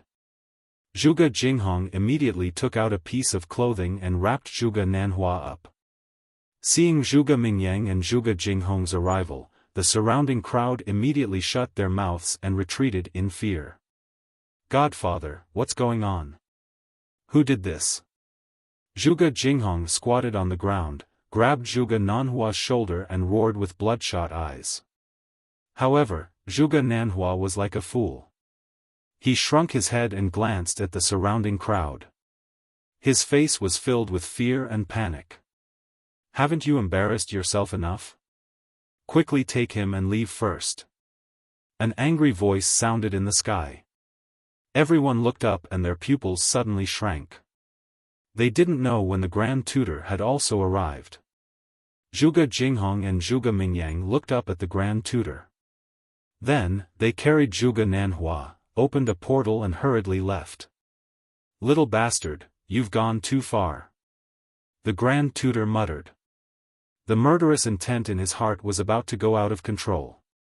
After the Grand Tutor left, Xie Chongjin walked out of the crowd and glanced at the bloodstains on the ground. His face was filled with shock. Who exactly was the person who humiliated Zhuge Nanhua? Was he not afraid of death? There was no suspense. This matter quickly became the talk of the town. Everyone knew about it. When the people of the Zhuge family received this news, they were also furious. Especially Zhuge Wuho, he directly spat out a mouthful of old blood and cried to the sky. The reputation of the Zhuge family was gone just like that. Bright Sky Palace. After so many days, there was no change at all. In the garden, the green grass swayed with the wind. It was full of vitality. Flowers bloomed one after another, attracting countless colorful butterflies and bees. Qin Feiyang stood in the sky above the palace and glanced at everything. Everything seemed so calm and peaceful. However, there were always a few reckless people who came to destroy the good atmosphere here. Outside the garden, in a small green forest, a few figures were sneaking around. Without thinking, he knew that they were the people sent by the emperor to monitor him. However, Qin Feiyang ignored them and rushed into the main hall like lightning. When he entered the main hall, he was immediately stunned. He saw Fatso sitting on the throne at the top of the main hall with his legs crossed, drinking wine and eating melon seeds at the same time. He looked very spirited. Wang Yangfeng and the others were also like this. The whole room was filled with the smell of alcohol. "Young master." Suddenly, Wang Yishan saw Qin Feiyang standing at the door and was shocked. He quickly threw away the wine cup. "Young master? Boss?" Fatso, Wang Yangfeng and the others were stunned. They turned their heads and looked. They all got up and hid the wine cup behind them. "Not bad. All of you know how to enjoy yourselves." Qin Feiyang glanced at the crowd and said with an indifferent expression. Wang Yangfeng and the others looked at each other, quickly put down the wine cup and ran towards Qin Feiyang. They were all panicking. "Young master, we were wrong." When they came in front of Qin Feiyang, the group of people lowered their heads like a group of children who had done something wrong. Qin Feiyang couldn't help but want to laugh. "What's wrong?" Qin Feiyang said with a straight face. "We shouldn't be greedy for pleasure. And we shouldn't be tempted by fatso. We are willing to accept young master's punishment," Wang Yangfeng said. Fatso's face suddenly darkened and he said angrily, "Old Wang, what do you mean by that? When did Fat Lord seduce you?" Wang Yishan said, "You were the one who seduced us. You have to take full responsibility." "That's right. You know that it's our first time in the outside world and everything is new to us. You even encouraged us to drink. You have bad intentions." The others also said with righteous indignation. "You old guys are too unreasonable. Everyone drank the wine and ate the food together. Why is it Fat Lord's responsibility alone? If you have the ability, spit it out." Fatso was instantly annoyed. But when Qin Feiyang glared at him, he immediately shut up. In fact, even without Wang Yangfeng and the others saying, he knew that it must be Fatso's doing. Because Wang Yangfeng and the others were very simple people. If no one instigated them, it was impossible for them to do such a thing. Qin Feiyang retracted his gaze and looked at Wang Yangfeng and the others, saying, "In fact, I don't object to you drinking. After all, everyone drinks wine, including me. But I'm very angry that you drank at this time. Do you know why?" Everyone shook their heads. "Because you're in the palace. There are people everywhere who want to harm you. What if you drink too much and are plotted against?" Qin Feiyang said angrily. So young master is concerned about us? Wang Yangfeng and the others looked at each other, feeling extremely touched but also ashamed. Qin Feiyang said, I hope this won't happen again. Yes. The group of people nodded respectfully. Qin Feiyang shook his head and smiled, asking, Did Fatso tell you about the opportunity to become a god? Yes. Everyone nodded. Then you guys go to the castle. Strive to raise your cultivation to the peak of 9-star War Emperor in the shortest time possible, and then comprehend the profound meaning of becoming a god. Qin Feiyang said. Okay. Everyone replied, looking rather excited. Because they already knew that the time rules in the castle were different from the outside world. Qin Feiyang waved his hand and sent everyone to the castle. Then, he looked at Fatso. Fatso smiled embarrassedly and said, Boss, I saw that they were bored, so I asked them to have a few drinks together. There's no other meaning. Do I look like an idiot to you? Qin Feiyang walked in front of Fatso and said. Fatso shook his head like he was pounding garlic. Qin Feiyang rolled his eyes at him. Fortunately, he came back in time. Otherwise, he didn't know what Fatso would do to Wang Yangfeng and the others. He sat on the chair and asked, Have you found any clues about the disappearance of Lin Yi and the mermaid princess? Yes. Fatso nodded. Tell me quickly. Qin Feiyang didn't have much hope at first, but he didn't expect that Fatso actually found it. Fatso didn't speak. Instead, he took out a letter from his cosmos pouch and handed it to Qin Feiyang. Qin Feiyang was taken aback. He took it in his hand suspiciously, opened the envelope, and took out the letter paper inside. There was a line of small words written on the letter paper. We are fine, don't worry. But there was nothing else except this line of small words. Fatso said, You and Lin Yi have been together for 5 years. You can be regarded as childhood sweethearts. You should be able to see that this is her handwriting. Qin Feiyang nodded. These words were indeed written by Lin Yi. Qin Feiyang looked up at Fatso and asked, Where did you find this? At your home in Iron Ox Town. At that time, old Wang and I searched all over the 9 provinces, but we didn't find any clues. So, we went to Iron Ox Town. Because I thought that if Lin Yi would leave a clue, she would definitely choose to stay in Iron Ox Town. After all, that's where she grew up. But in the end, there was no harvest in Iron Ox Town. Then, I took old Wang and the others to the courtyard by the lake. I was going to give up, but when I entered the hall, I immediately found this letter on the table. I also know Lin Yi. I recognized her handwriting, so I came back with this letter. Fatso said. In other words, after we left, she went to the lake to find us? Chapter 1343. Do you think so? Fatso frowned. Otherwise? Qin Feiyang asked rhetorically. If Lin Yi didn't go to him, why would the letter appear in that room? Fat Lord doesn't think so. Fatso shook his head. What do you think? Qin Feiyang asked. Fat Lord thinks that she is deliberately hiding from you. Fatso said. Hiding from me? Qin Feiyang frowned. Yes. She is not only hiding from you, but also from all of us, including Luo Qianxue and Yan Nanshan. The reason is simple.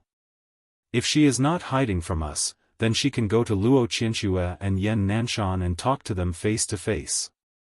Or, she can give the letter to Luo Qianxue and Yan Nanshan and ask them to pass it to you. But she didn't do that. It's obvious that she doesn't want to see us. Fatso said. Qin Feiyang frowned. After a while, he nodded and said, It makes sense.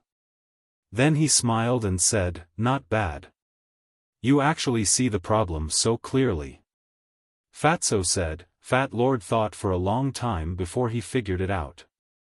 Qin Feiyang said, then why doesn't she want to see us? Fat Lord is also puzzled by this question. It's reasonable that Lin Yi doesn't want to see you. After all, your relationship with her is complicated. But the mermaid princess is deeply in love with you, and you have feelings for the mermaid princess. Normally, if she is going somewhere, she will definitely find a way to tell you so that you won't worry. But she actually left without saying a word like Lin Yi. What's the problem here? Fatso frowned. After pondering for a long time, Qin Feiyang let out a long sigh and said, no matter where they are now, as long as they are safe. Fatso nodded. Qin Feiyang took a deep breath and calmed the restlessness in his heart. He asked, did Lu Xingchen look for me these past few days? Yes. It's not just Lu Xingchen. The state preceptor also sent Yan Wei to look for you every day, but Fat Lord replied to them according to your instructions. Fatso smiled. What about Shenmei? Qin Feiyang said. According to Lu Xingchen, the state preceptor has been personally watching over Shenmei these past few days. Moreover, he hasn't left her side at all, so he hasn't been able to find an opportunity.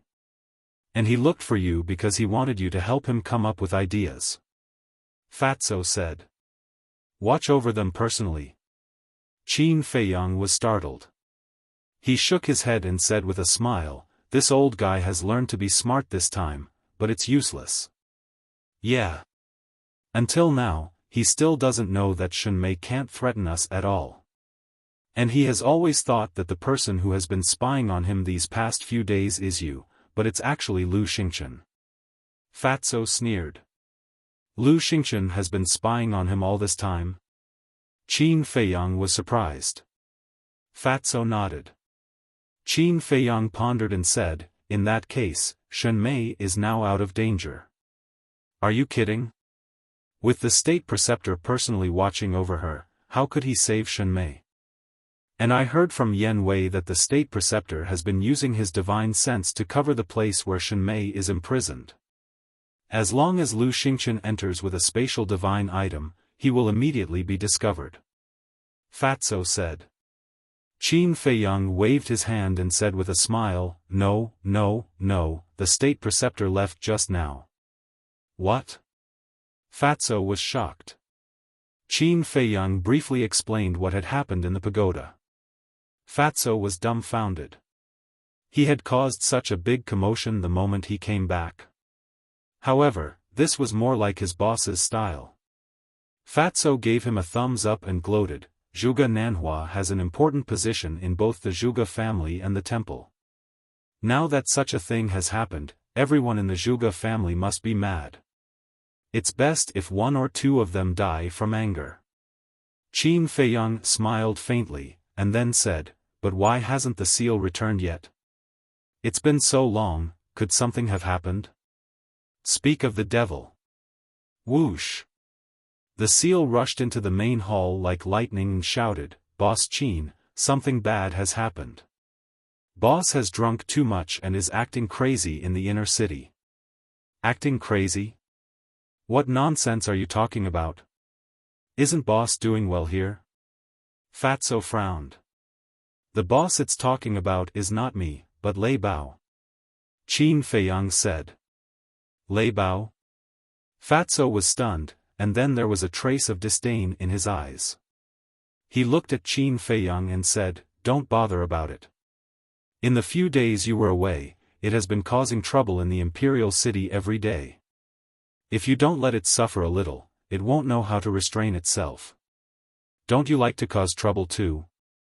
Qin Feiyang was speechless. They were all the same, what right did he have to criticize others? Can I be the same? At most, I'll drink here, but what about it? You don't know how it has been tormenting these few days. Fatso was dissatisfied. What did you do? The seal looked at him curiously. At first, it was causing trouble in the imperial palace. And the targets were all concubines and princesses. It either peeped at them bathing or stole their underwear. Those concubines and princesses have come to you more than once to reason with you. The most outrageous thing is that it even stole the Imperial Empress's underwear and openly took it to the treasure pavilion to auction. You didn't see it. When the Emperor heard about this, his nose was crooked from anger. Fatso said in disdain. The seal and Qin Feiyang looked at each other. Stealing the Imperial Empress's underwear to auction? This bastard is too immoral. Qin Feiyang asked, does the treasure pavilion dare to auction it? Of course not. That's the Imperial Empress's underwear. Who dares to play with it? But that guy relied on its strength and directly occupied the auction house, forcing everyone to bid.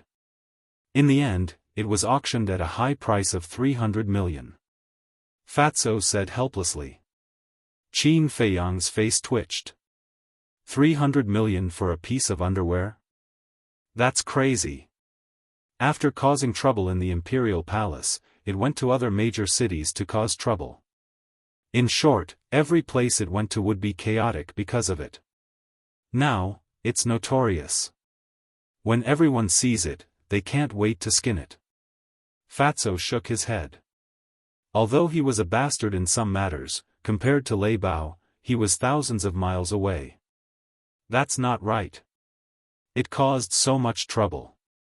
Didn't the Emperor think of a way to deal with it? Qin Feiyang was doubtful. Who said that? The Emperor sent the commander of the Kirin army to capture it, but in the end, he was beaten up by it. You also know that with its strength, no one can do anything to it except a pseudo-god. And the pseudo-gods in the Imperial Palace are all sealed. They can't undo the seal to deal with it. After all, every time they undo the seal, they will lose some of their lifespan. For pseudo-gods like them who are nearing the end of their lifespan, every minute and second is very precious. Of course. That guy knows his limits. Although it's mischievous, it has never harmed anyone's life. In the end, the Emperor had no choice but to turn a blind eye and let it do as it pleases. Fatso said. What about the state preceptor? Hasn't he been looking for a bargaining chip to blackmail me? Qin Feiyang said. You have Yan Wei to thank for this. Yan Wei told me that the state preceptor actually had plans to deal with Lei Bao, but Yan Wei told him that Lei Bao had only been with you for a short time and might not be able to blackmail you. He also said that instead of spending time to capture Lei Bao, it's better to let it cause trouble. Because the more trouble Lei Bao causes, the deeper the grudge between you and the Emperor. When the state preceptor heard this, he felt that it made sense, so he didn't make a move on Lei Bao. Fatso said. I see. He has to keep an eye on the state preceptor and clean up Lei Bao's mess at the same time. It's really hard on him. Qin Feiyang sighed. That's right. That's why you should let it suffer a little.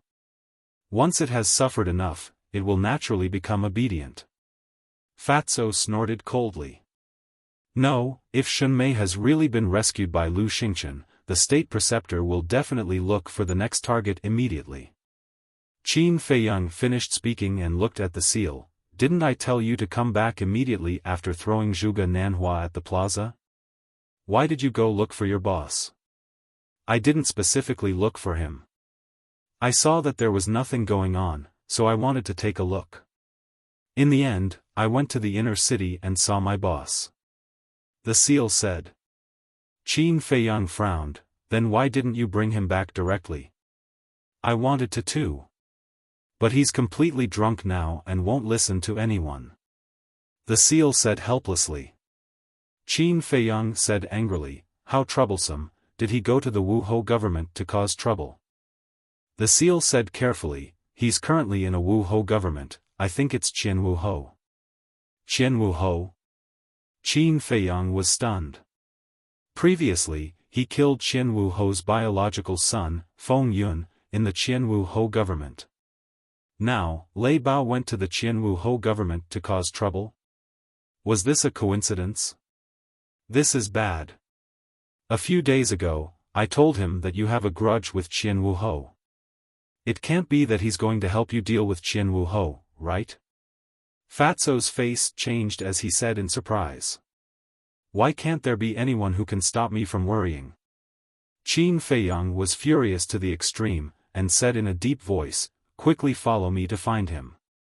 If Lei Bao really helped him deal with Qin Wuho, then he might take advantage of his drunkenness and start a massacre there. Although the various Wuho government had basically declined, their status was still there. If Lei Bao really started a massacre there, then the fake god in the back mountain of the Emperor Palace would definitely not sit idly by. However, just as he opened the teleportation gate, a figure appeared out of thin air in the hall. Qin Feiyang raised his eyebrows. He turned his head and saw that the person was Lu Xingchen. Lu Xingchen sized up Qin Feiyang and said in surprise, how many days have you been in seclusion? You have already broken through to the 2-star War Emperor? Isn't your speed a little too fast? He still didn't know that Qin Feiyang's ancient castle had already undergone a change. Likewise. Qin Feiyang smiled faintly, with a thought. Wang Yangfeng and the others appeared, and said in a low voice, you guys go with the seal, no matter what, you have to bring that guy back for me. Yes. Wang Yangfeng and the others respectfully replied, then followed behind the seal and entered the teleportation gate. Lu Xingchen looked at the backs of Wang Yangfeng and the others, his eyes flashing slightly. He looked at Qin Feiyang and laughed, there's a group of top-grade fierce beasts by your side, it must be a headache. His words carried a hint of schadenfreude. Obviously. He had already guessed what Wang Yangfeng and the others were going to do. No, on the contrary, I like them a lot, because although they are bastards, they are loyal to me. Chapter 1344. Fatso stood behind Qin Feiyang. Lu Xingchen walked to the front of the chair and sat down. He looked at Qin Feiyang and smiled. Actually, I'm quite envious of you. Envious of me? Qin Feiyang was stunned and asked. Envious of you having such a group of loyal subordinates. Lu Xingchen said. Don't you have them too? What's there to be envious of? Qin Feiyang smiled. This is different. My subordinates are basically my descendants. It's natural for them to be loyal to me. But your subordinates are all strangers who you met by chance, but they are loyal to you. This is the fundamental difference. Lu Xingchen shook his head and sighed. Then do you know where the source of this difference is? Although they are working for me, I treat them as friends and family. But you treat them as your real subordinates. Qin Feiyang said. Friends, family, Lu Xingchen muttered to himself and then laughed. You were born in the royal family. It's impossible that you don't know that for people like us, friends and family are too distant. I agree with that. Qin Feiyang nodded and smiled. He looked at Lu Xingchen and said, look at your happy face. You must have encountered something good. Huh, Lu Xingchen laughed and said, I have to thank you. If you didn't lure the Grand Tutor away, I wouldn't have found the chance to save Shen Mei. Qin Feiyang was stunned. Did Lu Xingchen think that by humiliating Zhuge Nanhua, he was helping him lure the Grand Tutor away? On one hand, you humiliated Zhuge Nanhua and humiliated the Zhuge family. On the other hand, you took the opportunity to save Shen Mei. This is killing two birds with one stone. Brother Qin, this is a brilliant move. Lu Xingchen gave a thumbs up and praised. Qin Feiyang and Fatso looked at each other. Lu Xingchen really thought so? Lu Xingchen added, I owe you one this time. If you need anything in the future, just let me know. Ugh. Qin Feiyang and Qin Haodong were stunned again. They were the ones who planned to kidnap Shen Mei. This time, the Mu family's vitality was greatly damaged, and it was also their plan. Now, Lu Xingchen actually wanted to thank them? Fatso chuckled and said, Boss, isn't this the so-called repaying evil with good? You think too much. Now, Lu Xingchen is thanking us because he doesn't know that all of this is a trap set up by us. If they knew, they would probably want to kill us. Qin Feiyang snickered. However, he had to admit that looking at Lu Xingchen right now made him very happy. In the past, it was Lu Xingchen who schemed against him. This time, he had finally gotten back at Lu Xingchen, and he had even paid him back with interest. Qin Feiyang smiled and said, "We are partners.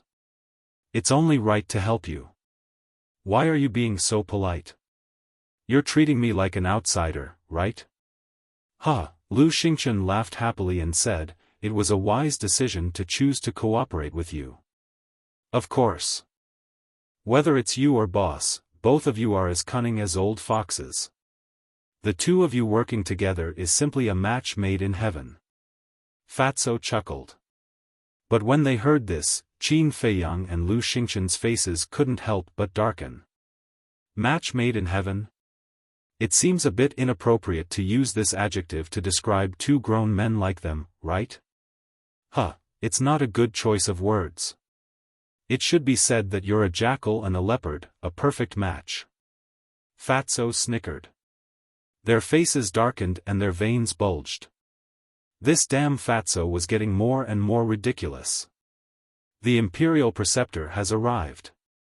But suddenly, a loud voice could be heard coming from the outside. "You're here so soon?" Qin Feiyang was stunned. He should be here for Zhuge Mingyang. "I'll leave." Lu Xingchen got up and said. "Leave?" Qin Feiyang raised his eyebrows and said, "Shen Mei has just been rescued. She must still be very scared now. You'd better go back and comfort her." "No need. Shen Mei's endurance is not as weak as you said." Lu Xingchen faintly smiled and disappeared without a trace after he finished speaking. Qin Feiyang immediately frowned. Fatso was a little puzzled and said, "Boss, why did you ask Lu Xingchen to go back? The Imperial Preceptor will definitely talk about Zhuge Shenfeng later. I don't want Lu Xingchen to know about Zhuge Shenfeng's existence. But this guy seems to have noticed that I'm deliberately hiding something from him. He doesn't plan to leave." Qin Feiyang said secretly. "Then what should we do?" Fatso said. "Act according to the situation." Qin Feiyang secretly said. Then, he looked outside the door and said indifferently, "Come in." Duh. Accompanied by a series of steady footsteps, two figures entered the main hall one after the other. It was the Imperial Preceptor and Yan Wei. The Imperial Preceptor looked angry. Yan Wei's eyes were also filled with a strong cold light. Qin Feiyang glanced at Yan Wei, then looked at the Imperial Preceptor and said with a smile, "I've been in seclusion recently.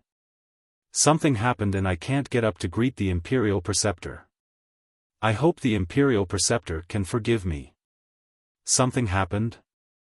The Imperial Preceptor smiled coldly and said, "Why didn't I see anything wrong with you when you humiliated Zhuge Nanhua? Looks like I can't hide from the Imperial Preceptor. But why do you have to expose me, Imperial Preceptor? Don't you know that if you're too obvious, it will affect the relationship between both parties?" Qin Feiyang said helplessly. "Do you still need to protect the relationship between you and me?" The Imperial Preceptor sneered.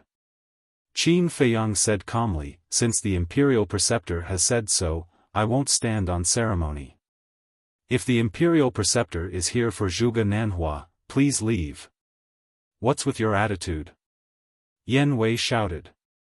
Qin Feiyang's eyes turned cold. He looked at Yan Wei and said, "Looks like the lesson I taught you last time wasn't enough. I was careless last time. Try me again if you dare."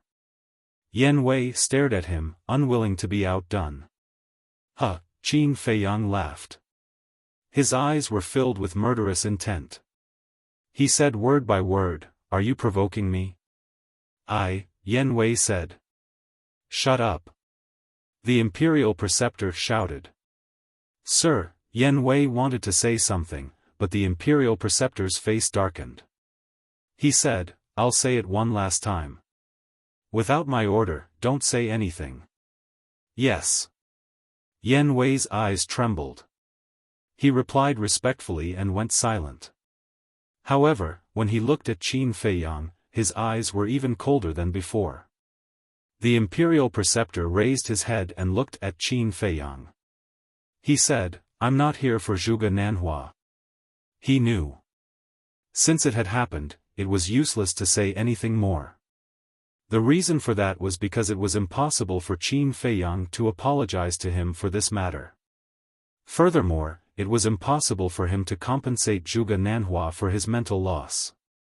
Qin Feiyang smiled and said, as long as it's not for Zhuge Nanhua, everything can be discussed. Please have a seat. The imperial preceptor glanced at the seat beside him. A hint of anger flashed across his eyes. Ever since the day he became the imperial preceptor, other than when he was with the emperor, he had always been the one sitting at the top, looking down on others. Just like the various Marshal Marquis mansion. As long as he went, the various Marshal Marquis would take the initiative to give up the main seat. And now, Qin Feiyang actually let him sit below. This was a complete humiliation to him. So, rather than suffer this humiliation, it was better to stand and talk. Qin Feiyang said, if Lord Imperial Preceptor doesn't sit, then you are looking down on me. Of course, he knew what the Imperial Preceptor was thinking. But he had the final say. Of course. He did this to deliberately suppress the Imperial Preceptor's arrogance and anger this damned old man. How would this old man dare to look down on you, Qin Feiyang? The Imperial Preceptor chuckled and walked to the seat that Lu Xingchen had just sat on. He sat on it and asked with a smile, are you satisfied now? Although he was beaming with joy, in fact, he was about to go crazy in his heart. How could he not know Qin Feiyang's purpose? But now, he could only endure. Look at what Lord Imperial Preceptor said, this junior is purely out of kindness. After all, Lord, you are already old. If you stand and talk, this junior can't bear it. Qin Feiyang laughed. The Imperial Preceptor clenched his hands tightly and said with a smile, then shouldn't this old man thank you? No need to thank me. This is what this junior should do. After all, this junior is also a person who respects the old and loves the young. And this junior has also been educating the people around me. When I meet a highly respected old man like Lord Imperial Preceptor, sorry, it slipped out of my mouth, wait, it's not a slip of the tongue, you see, I'm so excited that I'm a little incoherent. Lord, please don't mind. What this junior wants to say is that when you meet a highly respected old man like you, you must be respectful. Qin Feiyang said. The Imperial Preceptor's old face was dark, and his veins were bulging. Especially when he heard the old man and Qin Feiyang's self-made excuse, he instantly felt uncomfortable. But there was no other way. He could only swallow his anger now. Whoosh! Taking a deep breath, the Imperial Preceptor loosened his fist and said, let's not talk nonsense. Let's get to the point. Okay.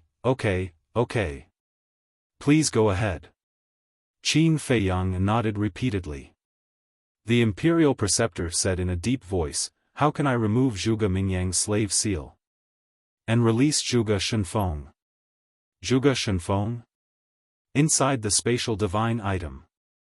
Lu Xingchen was slightly stunned when he heard the Imperial Preceptor's words. Qin Feiyang also raised his eyebrows. What he was worried about had happened. However, Lu Xingchen might not know who Zhuge Shenfeng was. After all, when the Tianyang Empire was destroyed and Mu Tianyang was suppressed, Zhuge Shenfeng and the Imperial Preceptor were still unknown. The Imperial Preceptor saw that Qin Feiyang was silent for a long time and said impatiently, tell me your conditions. Qin Feiyang glanced at him and transmitted his voice to Yan Wei, I asked you to investigate Immortal He. Have you investigated it? Yes, he is now hiding in the law enforcement hall. Yan Wei secretly said. Qin Feiyang's eyes flashed coldly. He looked at the Imperial Preceptor and said, well, I won't dawdle. I have 2 conditions. First, hand over immortal he. Second, I want Zhuge Mingyang's divine art and 3,000 incarnations. 3,000 incarnations. The Imperial Preceptor's eyes darkened and said angrily, young man, this old man advises you to quit while you are ahead. Don't ask for too much. Is this too much? I originally planned to exchange your life for it. Qin Feiyang said. The Imperial Preceptor's eyes were filled with murderous intent again. Lord Imperial Preceptor, as a fake god, you should know that no matter how strong the divine art is, it is just a worldly possession. Can it be compared to Zhuge Mingyang's life? Chapter 1345. The Imperial Tutor went silent, as if it was difficult to make a decision. Let's not talk about Zhuge Mingyang's talent, let's talk about his comprehension. Before stepping into the war god realm, he was able to comprehend the profound meaning of the divine art, and raise the first and second style of the Azure Dragon secret art to the level of a divine art. May I ask, are you willing to let such a genius die young? Qin Feiyang said again. The Imperial Tutor's gaze trembled, and he said in a deep voice, even if this old man agrees, the divine art cannot be passed on, how can I give you the 3,000 incarnations? Don't fool me. Although I don't know much, I still know this. The divine art cannot be passed on, because once it is passed on to others, you will lose it, so no one is willing to pass on the divine art to others. Qin Feiyang said. The divine art is not comparable to the battle art. The divine art, apart from the inheritance, is unique.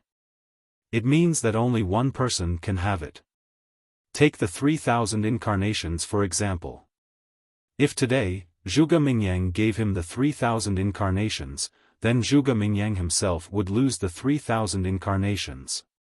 And it would be a complete loss, never to be found again. The same is true. After Qin Feiyang obtains the 3,000 incarnations, if he wants to pass it on to others, he will lose it forever. Therefore, to anyone, a deity art was irreplaceable. Qin Feiyang laughed, I am very sincere, so please, don't play these little tricks, it's useless. The Imperial Tutor's face sank. In the end, he gritted his teeth and nodded, okay, this old man promises you, I will use the 3,000 incarnations and immortal Shen in exchange for Zhuge Mingyang and Zhuge Shenfeng. Qin Feiyang said, wait, don't get it wrong, I didn't say that I will also give you Zhuge Shenfeng. You, the Imperial Tutor was furious. Lord, don't be angry, we also have a bargaining chip. Yan Wei said in a low voice. Yeah. The Imperial Preceptor was stunned, and his anger immediately subsided. He looked at Qin Feiyang with a smile and said, boy, although the lives of Zhuge Mingyang and Zhuge Shenfeng are in your hands, I also have someone in my hands. Qin Feiyang smiled faintly and said, are you talking about Shen Mei? That's right. The State Preceptor nodded. Huh, Qin Feiyang laughed loudly, his voice filled with mockery. What are you laughing at? The State Preceptor raised his eyebrows. I'm laughing at your naivety. Yes, I admit that Shen Mei can indeed threaten me. But now, why don't you go back and see if Shen Mei is still here? Qin Feiyang said. The State Preceptor raised his eyebrows. What was the meaning of this? Could it be, his body trembled as he hurriedly looked at Yan Wei and shouted, go back and take a look. Yes. Yan Wei nodded and immediately opened the portal and walked in. Qin Feiyang was not in a hurry. He took out a tea set, brewed a pot of tea, and leisurely tasted it. Throughout the whole process, the State Preceptor was paying attention to Qin Feiyang's expression. The more he looked, the more surprised he became. The current Qin Feiyang was too calm, and there was no trace of panic at all. Buzz! Half a cup of tea's time passed. The state preceptor took out an image crystal, and Yan Wei's image appeared. Yan Wei said anxiously, "Lord, something bad has happened. Shen Mei is missing." "What?" The state preceptor's expression changed and he asked, "Did you look for other places?" Yan Wei nodded and said in a deep voice, "This subordinate searched everywhere in the vicinity, but in the end, at this point, Yan Wei did not need to continue." The state preceptor already understood. He turned to look at Qin Feiyang and said, "You can't be so fast. I only left for a while. Haven't you been obedient? Thousands of changes can happen in an instant. It means that many changes can happen in an instant." Qin Feiyang said indifferently. "Impossible. Although I just left, I set up a divine power barrier around Shen Mei. With your ability, you can't break it. Even if you can break it, you can't do it silently." The state preceptor shook his head in disbelief. Divine power barrier. Qin Feiyang's gaze trembled as he looked at Fatso. Fatso's eyes were also filled with disbelief. Set up a divine power barrier? Everyone knew. Once a divine power barrier was set up, the owner of the barrier would immediately sense anyone who touched it. But why did the state preceptor not notice when Lu Xingchen saved Shen Mei? It seemed that he had to find time to ask Lu Xingchen. Qin Feiyang temporarily put aside the doubts in his heart and said indifferently, "Nothing is impossible for me, Qin Feiyang. Now let's talk again. Do you still have a bargaining chip?" The state preceptor's heart sank. "If you don't have any other bargaining chip, then there's no other way. You can only do as I say." Qin Feiyang laughed. "Damn it." The state preceptor was so angry that he blew his beard and glared. He turned to look at Yan Wei and said, "Bring Master Shen and Zhuge Mingyang to me." "Yes." Yan Wei respectfully responded, and the virtual image quickly dissipated. The state preceptor put away the image crystal, looked up at Qin Feiyang, and said, "I have changed my mind now. I want to use 3,000 incarnations and Master Shen to exchange for Zhuge Shenfeng." "Huh, Lord State Preceptor, are you kidding? You want to exchange Master Shen and Shenju for Zhuge Shenfeng?" Qin Feiyang laughed. The State Preceptor's face was gloomy. He had already expected this result. Although Zhuge Mingyang's comprehension was really good, compared to a fake god like Zhuge Shenfeng, he was still a little worse. The state preceptor asked, "Then what do you want to let Zhuge Shenfeng go?" "Let me think about this. When I think of something, I will tell you." Qin Feiyang laughed. "Then you'd better not make me wait too long. Because you know me. When I lose my patience, I won't even care about my own life, let alone Zhuge Shenfeng." The state preceptor said sternly. Qin Feiyang smiled faintly, and said, "I know. Don't worry, I won't make you wait too long.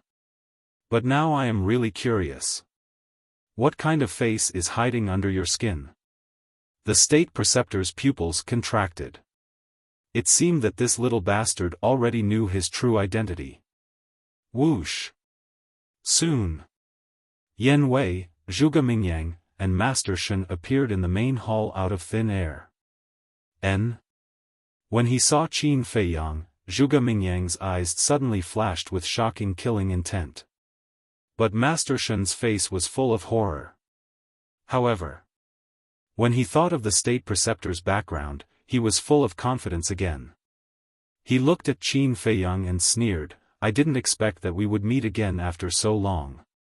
"Yes. I also didn't expect that you would rely on the state preceptor again. Are you worthy of those people in the village?" Qin Feiyang said. "Huh, a wise man submits to circumstances.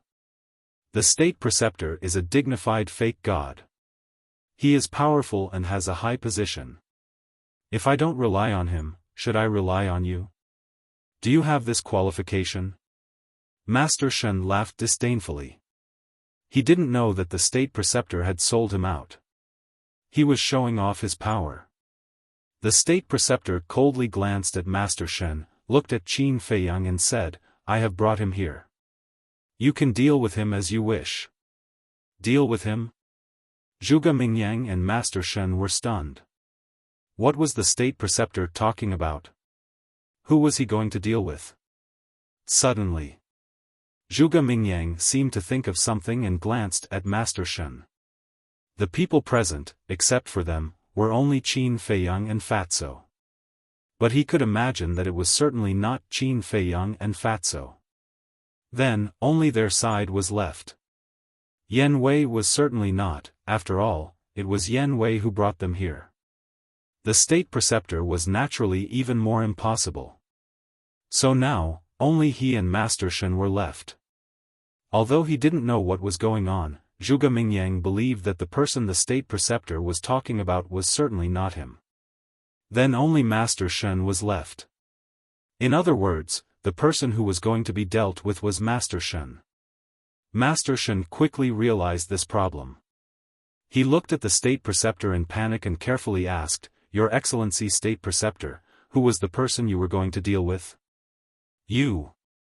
The state preceptor didn't hide anything and directly said. What? Master Shen's face turned pale and said in surprise, Why? Did I do something wrong? The state preceptor was about to speak. Yan Wei disdainfully said, Your Excellency, he is just a dog. Why do you need to explain so much to him? You shut up. Master Shen suddenly became angry. He stared at Yan Wei and shouted, You are also a dog. What qualifications do you have to talk about me? I am different from you. I joined the state preceptor and didn't betray anyone. But you betrayed all your people. Yan Wei sarcastically smiled, looked at the state preceptor and said, Your Excellency, this person is a villain who only cares about profit. Now he can betray his people, he will certainly betray you in the future. So for this kind of person, don't have any sympathy. It makes sense. The state preceptor nodded and indifferently glanced at Master Shen. He looked at Qin Feiyang and said, Hurry up, don't waste everyone's time. Master Shen's eyes trembled. He quickly knelt at the feet of the state preceptor and begged, Your Excellency, I swear that I will always follow you in this life. If I betray you, may I be struck by lightning. Please don't give me to Qin Feiyang, okay? He knew. Once he fell into the hands of Qin Feiyang, there would be no way to survive. However, in the face of Master Shen's pleading, the state preceptor's face was indifferent. He didn't even look at him. Young Master Qin, Your Excellency Qin, I know I was wrong. Please spare my life. I will turn over a new leaf and make up for my previous mistakes. Seeing that the state preceptor was indifferent, Master Shen knew that there was no hope. He crawled in front of Qin Feiyang and knelt on the steps. Pitiful Qin Feiyang. Get lost. Qin Feiyang shouted and directly kicked Master Shen's chest. Bang bang bang. Master Shen immediately rolled down the steps like a rubber ball. His nose was bruised and his eyes were swollen. Qin Feiyang looked down at him contemptuously and said, Do you think I can't do anything to you if you follow the state preceptor? Ridiculous, no one in the world can protect the people that I, Qin Feiyang, want to kill. Yes, I was naive, I was confused, I thought I was smart, but now, I really know I was wrong. I beg you, Your Excellency, please spare my dog life. I swear, I will be by your side in the future. Like an ox or a horse, his life was at stake. How could Master Shen care about the pain? He quickly got up again and crawled to Qin Feiyang's feet, begging with tears and snot. I feel disgusted looking at people like you. You still want to stay by my side? Are you dreaming? Go find your clansmen and repent properly. Who knows, you might even be able to leave a complete corpse. Chapter 1346. Looking at the disappearance of Master Shen, the state preceptor's eyes couldn't help but surge with a monstrous fury. Because he knew that Master Shen must have been sent to the ancient pagoda by Qin Feiyang.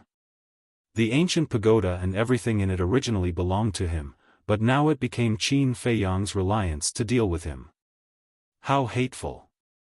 The state preceptor was so obvious that Qin Feiyang certainly knew what he was thinking at the moment.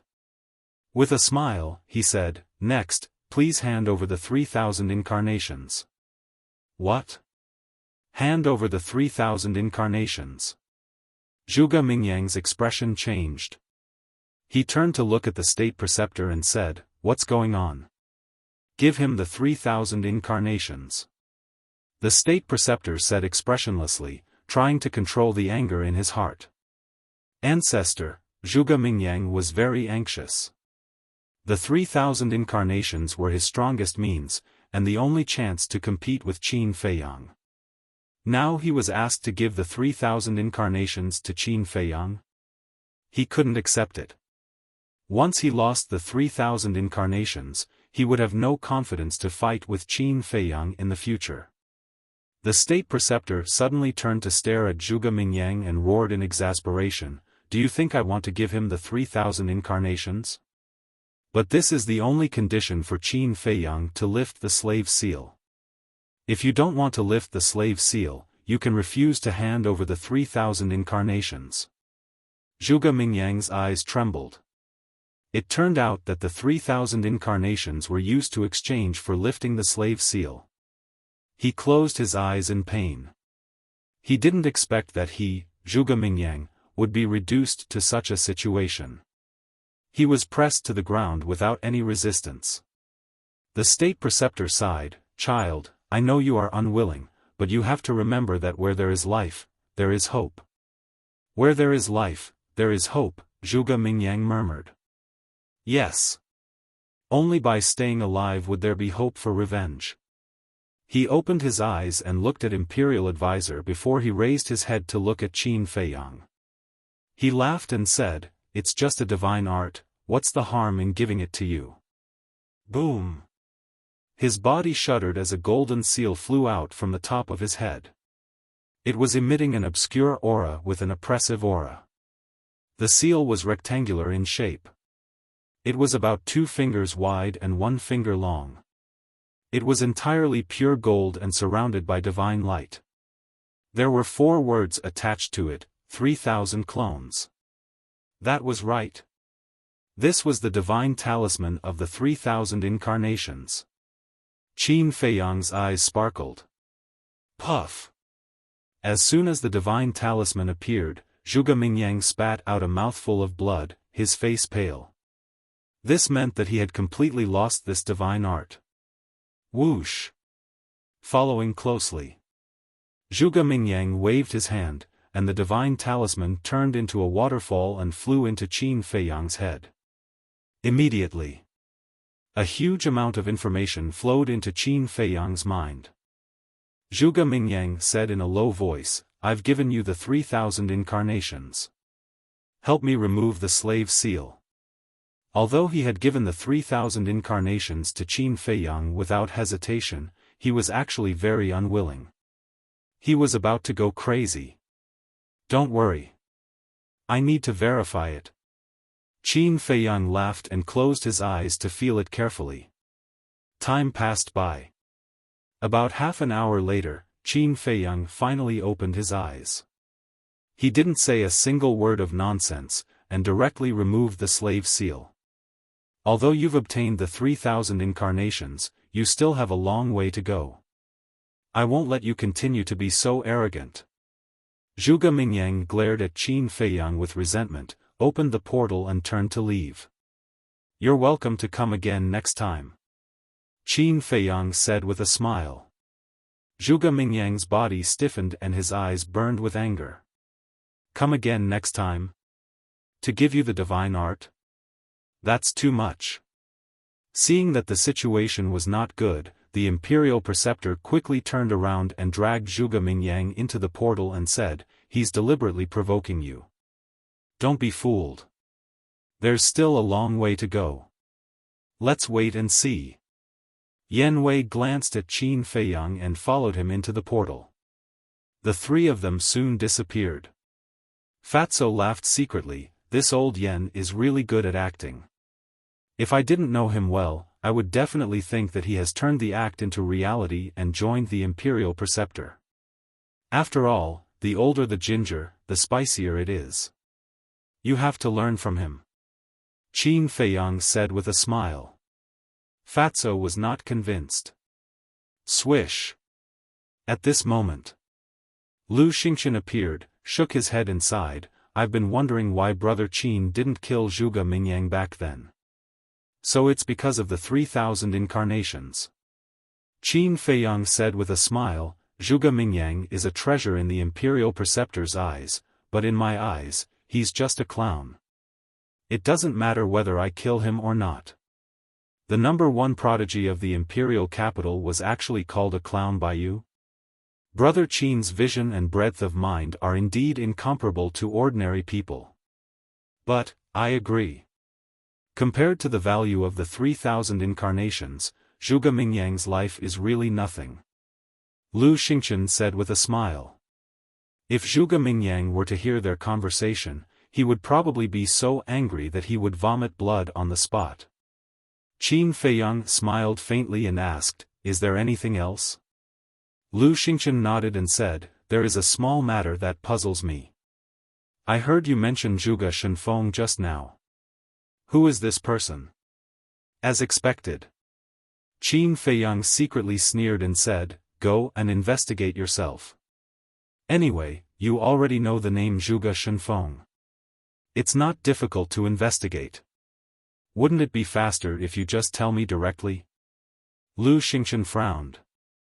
Qin Feiyang smiled faintly and said, how can there be such a cheap thing in the world? You're good. Lu Xingqian glared at him angrily, then turned and opened the portal to leave. Qin Feiyang also immediately took out the image crystal and sent a message to Wang Yangfeng. Buzz. Soon. Wang Yangfeng's shadow appeared. What's the situation? Qin Feiyang asked. See for yourself. Wang Yangfeng smiled helplessly. The image crystal changed, and Lei Bao immediately entered Qin Feiyang's line of sight.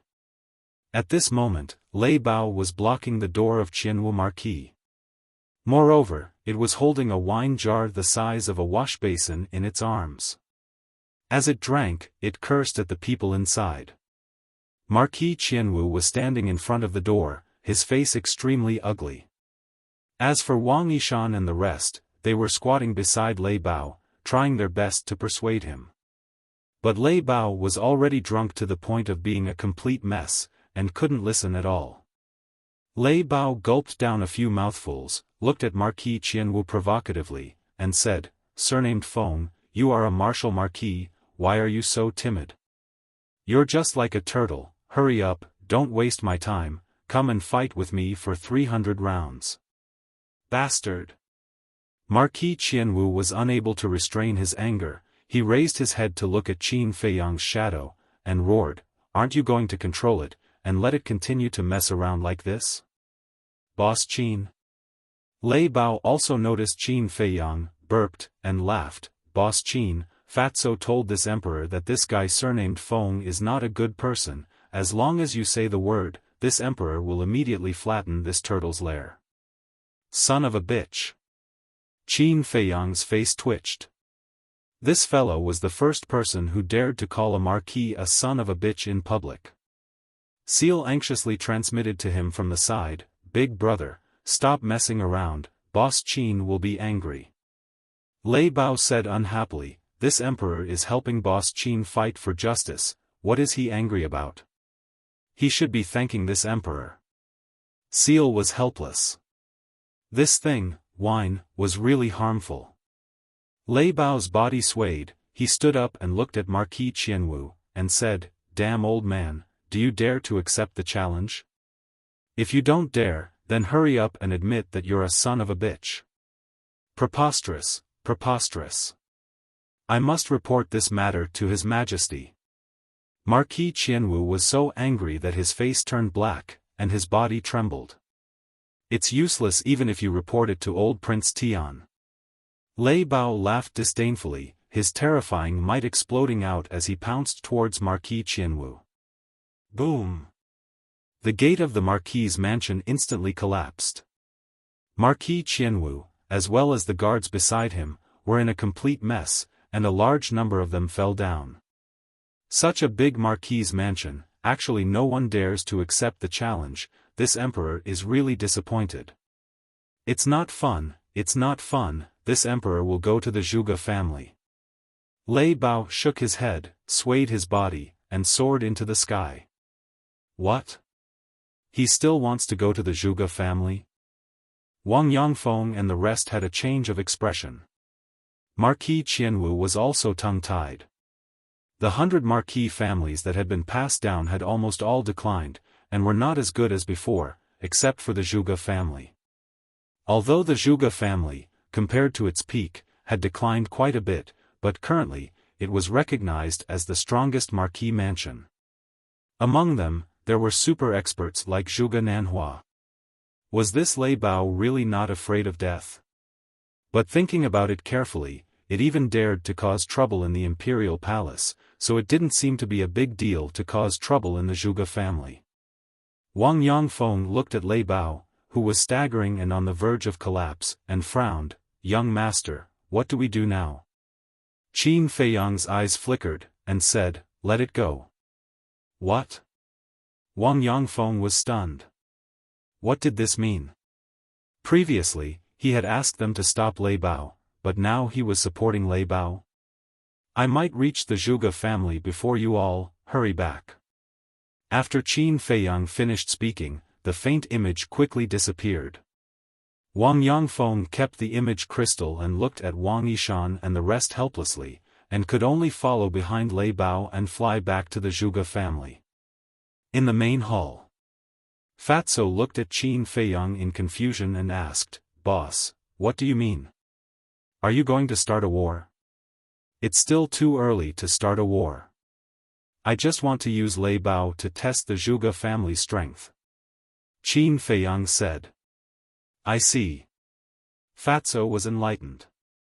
Go to the ancient pagoda and continue to help Lu Hong build the herb field. Qin Feiyang said, and sent Fatso to the ancient pagoda. Then, he opened the portal and directly descended on the Zhuge family. Qin Feiyang. The guards of the Zhuge family immediately saw Qin Feiyang, and all soared into the sky. There were more than 100 of them. They surrounded Qin Feiyang in the center, fully focused and vigilant, as if they were facing a great enemy. At the same time, there were also people who immediately informed Zhuge Wuhou. Qin Feiyang glanced at the guards around him, with his hands behind his back. He quietly looked at the house of Marquis below, his face expressionless. Qin Feiyang, what are you doing in my Wuhou manor? Suddenly. Chapter 1347. This person was 8 feet tall and burly like a small giant. There was a shocking scar on the left side of his face, exuding a valiant aura. Qin Feiyang glanced at him and looked away. Bastard! Do you know who I am? Do you know where this place is? Get lost if you know what's good for you. Otherwise, don't blame the Zhuge family for being rude to you. Facing Qin Feiyang's disregard, the burly man was furious and shouted. Noisy! Qin Feiyang raised his head and looked at the burly man with ruthless coldness. The burly man shrank his neck and a sense of panic emerged in his heart. How dare you offend Boss Qin? You must be tired of living. At this moment, accompanied by a playful laughter, a bolt of lightning broke through the air and pounced directly at the burly man. The burly man turned pale and quickly counterattacked. But before he could do anything, he was drowned by the lightning. Blood splattered on the spot and screams resounded through the sky. Anyone who dares to offend Boss Qin must die. The lightning dissipated and Lei Bao's figure appeared. Why is this bastard here too? Seeing the appearance of Lei Bao, the guards were instantly terrified. Who in the imperial city didn't know Lei Bao's name? It was a bastard. Whoever provoked it, no matter who it was, would not have a good ending. This, Seal, Wang Yongfeng, and the rest also broke through the air. Seeing Lei Bao killing people as soon as he arrived at the Zhuge family, their expressions changed drastically. "Young master, let's stop it immediately," Wang Yongfeng said. "No need." Qin Feiyang waved his hand. The group of people was stunned. What did he mean? Did he tacitly allow Lei Bao to kill people in the Zhuge family? However, they didn't ask too much. They landed next to Qin Feiyang and went on full alert. After all, they were in the Zhuge family now. It was better to be careful. Looking at Lei Bao again. After killing the burly man, it grinned at Qin Feiyang and then looked at the surrounding guards. Its fierce eyes were hazy with drunkenness. "Run!" No one knew which guard shouted in horror. Immediately, all the guards turned around and fled. Useless thing.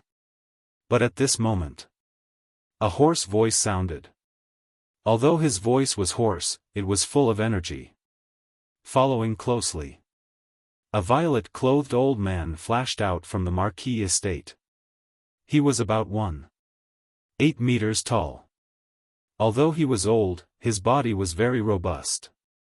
Especially his eyes, which were not turbid at all.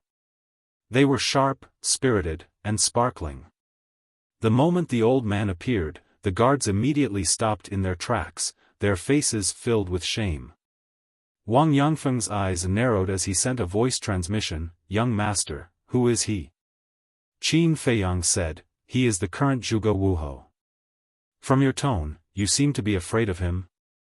"I have no choice but to be afraid because he is a 9-star combat emperor. Moreover, judging from his aura, it seems that he is about to step into the peak of the 9-star combat emperor realm." Wang Yongfeng thought to himself. I didn't expect that old man to have hidden himself so deeply. Qin Feiyang grumbled, a cold light flashed in his eyes as he shouted, "Lei Bao, kill him." "What?" The expressions of Wang Yongfeng and the others changed. They never would have thought that Qin Feiyang would actually give such an order to Lei Bao. Could it be that they were going to start a war head-on? Kill this marquis? Zhuge Wuho was also stunned. The people of the Zhuge family below were also dumbstruck. At the same time, there were also many people who came to watch the show. When they heard Qin Feiyang's words, they were petrified on the spot. Was this guy crazy? He actually dared to threaten to kill Zhuge Wuho? Lei Bao was also astonished, seriously suspecting that there was something wrong with his ears. "Didn't you hear me? I told you to kill him!" Qin Feiyang shouted.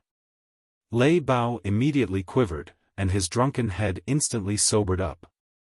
It turned to look at Qin Feiyang and asked, "Are you sure?" Qin Feiyang nodded. I can finally start a massacre. Old bastard, die." Lei Bao laughed wildly, bringing along a monstrous might, he pounced towards Zhuge Wuho. "Qin Feiyang, don't go too far." Zhuge Wuho was furious. Not long ago, he had humiliated Zhuge Nanhua in public, and now he was brazenly killing his way into his house. Was he bullying his Zhuge family? Boom! He took a step forward, and the emperor's might roared in all directions as he threw a punch at Lei Bao. "You overestimate yourself." Lei Bao smiled contemptuously, stood up like a human, and slapped out with his claws. Boom! Crack! Accompanied by a loud sound, Zhuge Wuho's arm broke on the spot, and blood stained the sky. Then, like a meteorite, he flew out horizontally. The terrifying shockwaves of the battle rolled towards the Zhuge family below. The group of guards from before were the first to bear the brunt of it. Their bodies directly exploded in the air, and blood poured down like a waterfall. Below, the entire Zhuge family's buildings were trembling crazily at this moment, facing the danger of collapse. At this moment, Everyone in the Zhuge family fell into a state of panic. Not good. Zhuge Wuho's expression changed. Previously, he was so angry that he didn't care about the people below. Although the battle between the 9-star War Emperor was not as good as the false god, it was still enough to flatten his Zhuge family. He quickly stabilized his body and pounced downwards. Old bastard, where do you want to go? However, Lei Bao was like a ghost, and instantly appeared in front of Zhuge Wuho. The power of thunder roared out, drowning the sky. Zhuge Wuho looked at the Fang Marquis' mansion below him, and decisively soared into the sky, and roared, "Elders, please quickly come out of seclusion and protect the Marquis' mansion." Elder. Qin Feiyang's eyes flickered as he scanned the entire Marquis' mansion. Boom! Almost at the same time as Zhuge Wuho's voice fell, a terrifying emperor's might erupted from the ground in the center of the Marquis' mansion. Whiz! Following closely. 10 figures flew out from the ground and appeared in Qin Feiyang's line of sight. Among these 10 people, there were men and women. They all looked old, but the aura they emitted was extremely terrifying. They are all 9-star War Emperor. Wang Yangfeng swept his gaze across them one by one, and whispered to Qin Feiyang. Not bad. A mere martial marquis' mansion has so many War Emperor. Qin Feiyang muttered. At the same time, the 10 great clan elders looked at Qin Feiyang and the others, killing intent flashing in their eyes, and then they attacked at the same time. The emperor's might roared in all directions, and instantly dissolved the battle fluctuations that were surging towards the Marquis' mansion. With the 10 great clan elders present, Zhuge Wuho no longer had any misgivings and let go of his hands and feet. Arrogant bastard, I will definitely kill you today. He raised his head and roared. His battle chi surged, and a black moon rose into the sky. His divine might rolled across the horizon, crushing the power of thunder and smashing it towards Lei Bao. This is, Qin Feiyang's pupils constricted. The first move of the eclipse moon, Black Moon. Wang Yangfeng and the others also sucked in a breath of air. They never thought that Zhuge Wuho would also obtain this kind of inherited divine art. Black Moon, you really make me miss you. Lei Bao laughed, and a purple sea of thunder rushed out from his back like a raging wave, and a purple eye appeared out of nowhere. This is his battle soul, Eye of the Thunder God. Wang Yishan and the others were excited. Previously in the reincarnation ocean, they had already seen the Eye of the Thunder God. Although it could not be compared to a divine art, the Eye of the Thunder God's innate divine ability could almost compete with a divine art. Old bastard, come on. Lei Bao roared. The Eye of the Thunder God trembled in the void, and with a wave of thunder, it roared towards the Black Moon. What's going on? It actually did not activate its innate divine ability. Wang Yangfeng and the others' faces changed. Although the Eye of the Thunder God was terrifying, only by activating its innate divine ability could it compete with a divine art. What was this guy doing? He was too arrogant. Qin Feiyang stared at Lei Bao, and his eyes were also flickering. Suddenly, his eyes flashed, and a trace of a smile crept onto his face. The originally aggressive Lei Bao suddenly retreated, and with the Eye of the Thunder God, he turned around and slipped away. Boom! The Black Moon carried with it the power to destroy the world as it blasted towards the Zhuge family below like lightning. So that's how it is. This guy is really treacherous. He actually wants to use Zhuge Wuho's divine art to destroy the Zhuge family. If its evil plan succeeds, Zhuge Wuho will probably go crazy with anger.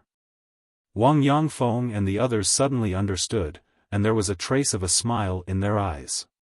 Damn it! Zhuge Wuho also realized Lei Bao's goal, cursed angrily, and quickly dispersed the Black Moon. But now, it seemed that it was too late. Don't, Zhuge Wuho roared in despair. Qin Feiyang, you have completely angered this old man.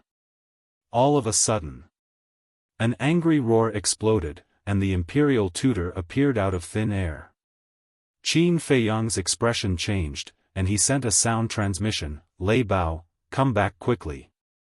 Hearing this, Lei Bao glanced at the imperial tutor, then immediately turned around and rushed towards Qin Feiyang. What a joke! With the imperial tutor personally here, if he didn't escape quickly, he would definitely lose his life. Just as Lei Bao was escaping, the imperial tutor raised his old hand and waved it lightly. A wave of supreme power appeared and the black moon instantly disintegrated. Following that, he raised his head and looked at Qin Feiyang. Boom! A monstrous divine might appeared, like a huge wave. It covered the sky and covered the earth as it rushed towards Qin Feiyang and the others. Qin Feiyang did not panic at all, his hands were still behind his back, and he said indifferently, "Are you sure you want to make a move against me?" The threat was not concealed at all. The imperial tutor's body stiffened, and he instinctively retracted his divine might. But then, killing intent shot out from his old eyes as he sneered, "This old man's patience has reached its limit. Don't try to threaten me anymore." The divine might appeared once again, drowning out the sky as it pounced towards Qin Feiyang and the others. Qin Feiyang obviously knew that the imperial tutor would not give up so easily this time. What he said just now was not to threaten the imperial tutor, but to buy time for Lei Bao. At this moment, Lei Bao had already rushed in front of him. Qin Feiyang moved his mind, and Lei Bao, Seal, Wang Yangfeng, and the others instantly disappeared without a trace. Obviously, they were all sent to the castle. "Try to kill me if you can." Qin Feiyang smiled coldly and was about to enter the castle. "Something bad has happened, you two stop." But at this moment, the commander of the Kirin army and the head eunuch both flew over, their faces full of anxiety. Qin Feiyang and the imperial tutor raised their eyebrows at the same time and turned to look at the two. The commander of the Kirin army and the head eunuch panted as they flew in front of Qin Feiyang. The head eunuch immediately looked at the imperial tutor and said, "Imperial tutor, come over quickly, I have something to talk to the commander of the Kirin army." The imperial tutor frowned more and more. "It's urgent, hurry." Chapter 1348. What's so urgent? Qin Feiyang frowned. The Grand Master glanced at the chief eunuch and the commander of the Kirin army, withdrew his divine power, and walked to the three of them. The chief eunuch glanced at the crowd and said, "This is a serious matter.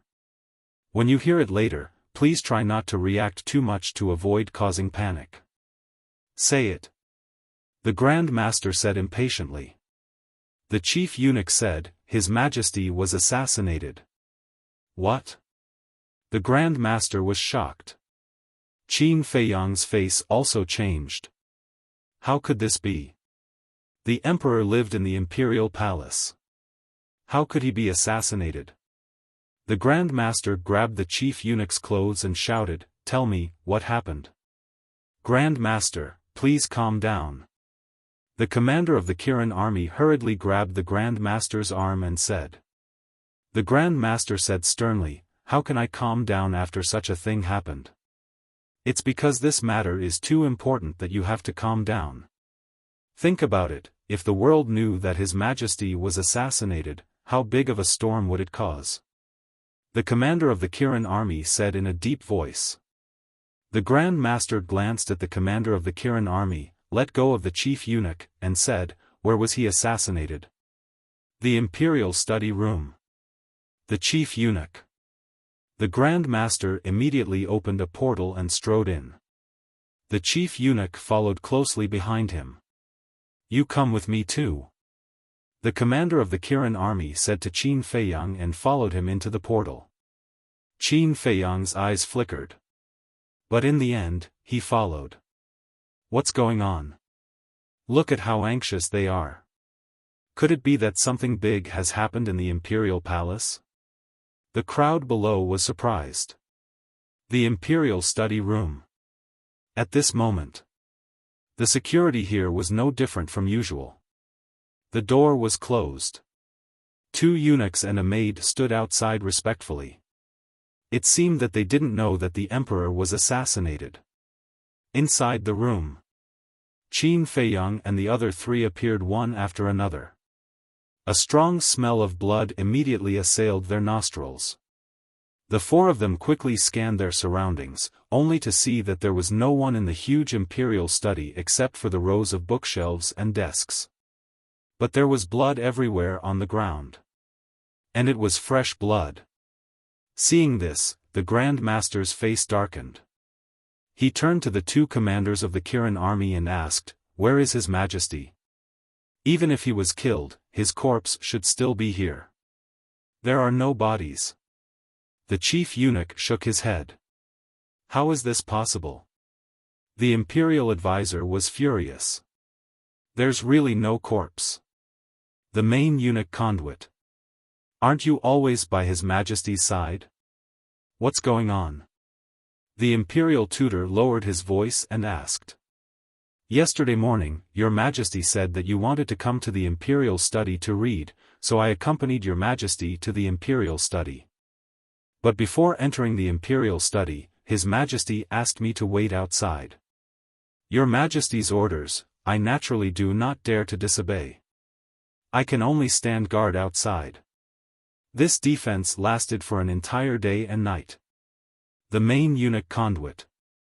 The imperial advisor said angrily, "Didn't you find it strange after reading for an entire day and night?" The main eunuch conduit said, "There's nothing strange about it. His Majesty usually reads for a long time when he's reading. It's normal for him to read for several days and nights." Then how did you find out that Your Majesty was killed? Qin Feiyang asked. Because of you. Not long ago, the commander of the Kirin army received the news that you brought people to the Zhuge family. He knew that you might cause trouble again, so he immediately came to report to His Majesty. But no matter how we shouted, His Majesty did not respond. At first, we did not think much of it. After all, this is the imperial study. No one would dare to commit a crime here. We just thought that His Majesty was too engrossed in reading or was tired and fell asleep in the imperial study. But when I pushed open the door and entered the imperial study, I was scared out of my wits when I saw the blood all over the floor. I immediately realized that something big might have happened. I quickly called the commander of the Kirin army in and closed the door. The main eunuch said. The commander of the Kirin army said, "When I came in and saw this scene, I was also scared out of my wits. I quickly searched for him with the main eunuch. But in the end, there was not even a shadow of a ghost, let alone His Majesty. So we immediately went to find you." Impossible. His Majesty is a 9-star combat emperor. Even if someone committed a crime, it would be impossible to do it silently. The imperial advisor shook his head. His old face was full of disbelief. Qin Feiyang glanced at him. He squatted on the ground and reached out to touch a bit of blood. He looked at it carefully and put it to the tip of his nose to smell it.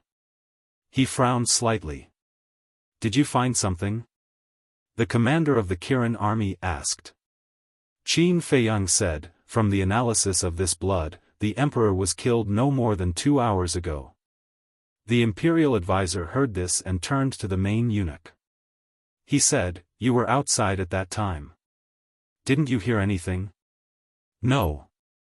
The main eunuch shook his head. "Ridiculous.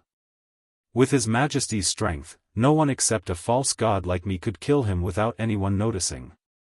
Tell me honestly. Did you collude with others to assassinate His Majesty?" The imperial advisor stared at the eunuch. His eyes were shining. "I assassinated His Majesty?" The main eunuch was stunned. He quickly knelt on the ground and said, "Imperial advisor, this is a serious crime. I don't have the guts to do this. Please investigate. Don't worry. I will find out." The imperial advisor smiled coldly. He turned to look at the door and shouted, "You four, come in immediately." The two eunuchs and the maid quickly ran in. When they saw the blood on the ground, they were shocked. They knelt on the ground and said, "Greetings, Imperial Advisor." The Imperial Advisor said in a deep voice, "I ask you, after His Majesty entered the Imperial study, did you hear anything?" "No." The four quickly shook their heads. "Really? If I find out that you are lying, do you know the consequences?" The Imperial Advisor said sternly. "I don't dare. We really didn't hear anything." The four of them hurriedly said in fear. The Imperial Advisor looked at the four with murderous eyes. At the same time, Qin Feiyang looked at the Imperial Advisor, then looked at the two eunuchs and the two maids. His eyes flashed and said, "I have a way to know if they are lying." "What way?" The Imperial Advisor frowned and looked at him. "Slave seal." Qin Feiyang waved his hands. Four slave seals appeared in an instant and disappeared into the top of the four people's heads like lightning. The four immediately held their heads and screamed. But soon, the pain disappeared. Qin Feiyang said, "Let me ask you, after the emperor entered the imperial study, did the eunuch leave? Or enter the imperial study?" "No. The eunuch has been guarding outside until the commander of the Kirin army came. He then entered the imperial study," the four said. After listening, Qin Feiyang looked at the Imperial Advisor and said, "They are not lying." "How can you be so sure?" The Imperial Advisor sneered. "Of course. Because of the slave seal, I can peek into the other person's mind, so I know what they are thinking at the moment." Qin Feiyang said.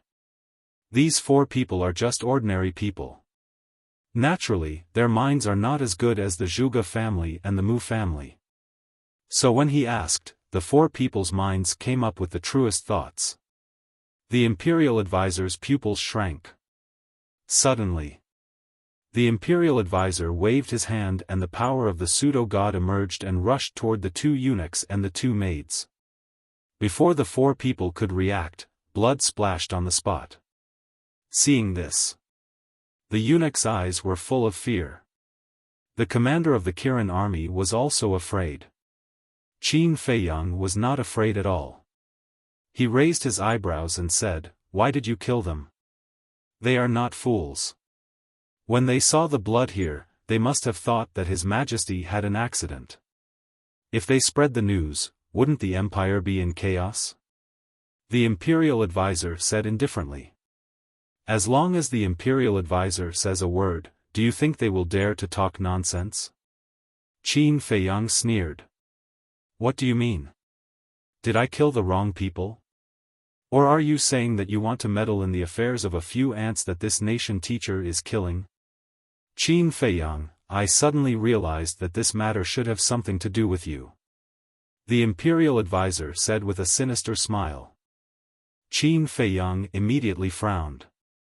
The Imperial Advisor said with a sinister smile, "His Majesty was fine when you didn't come out.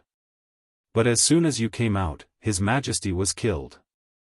Is this a coincidence?" "Huh?" The eunuch's head and the commander of the Kirin army also looked at Qin Feiyang. Qin Feiyang looked at the two and sneered at the Imperial Advisor, "You want to frame me? Is this a trap?" "It is clearly the truth.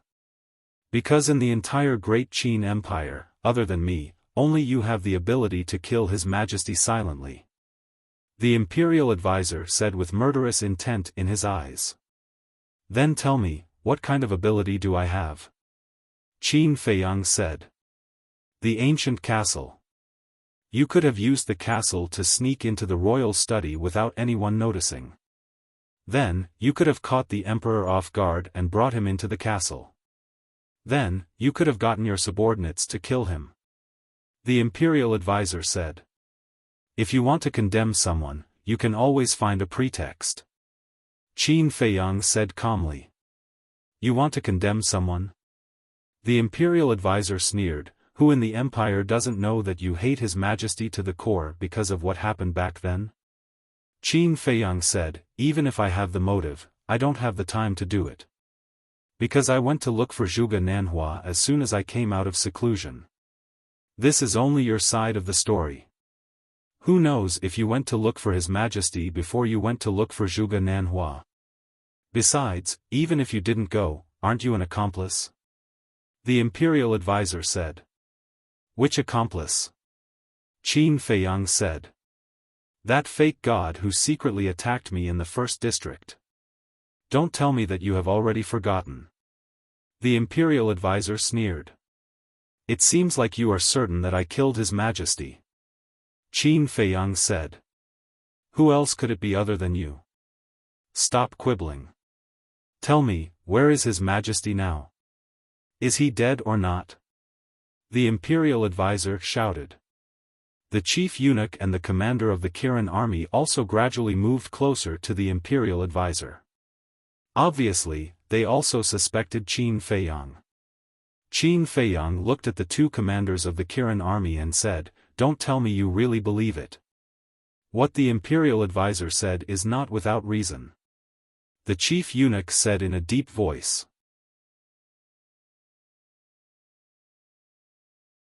Chapter 1349.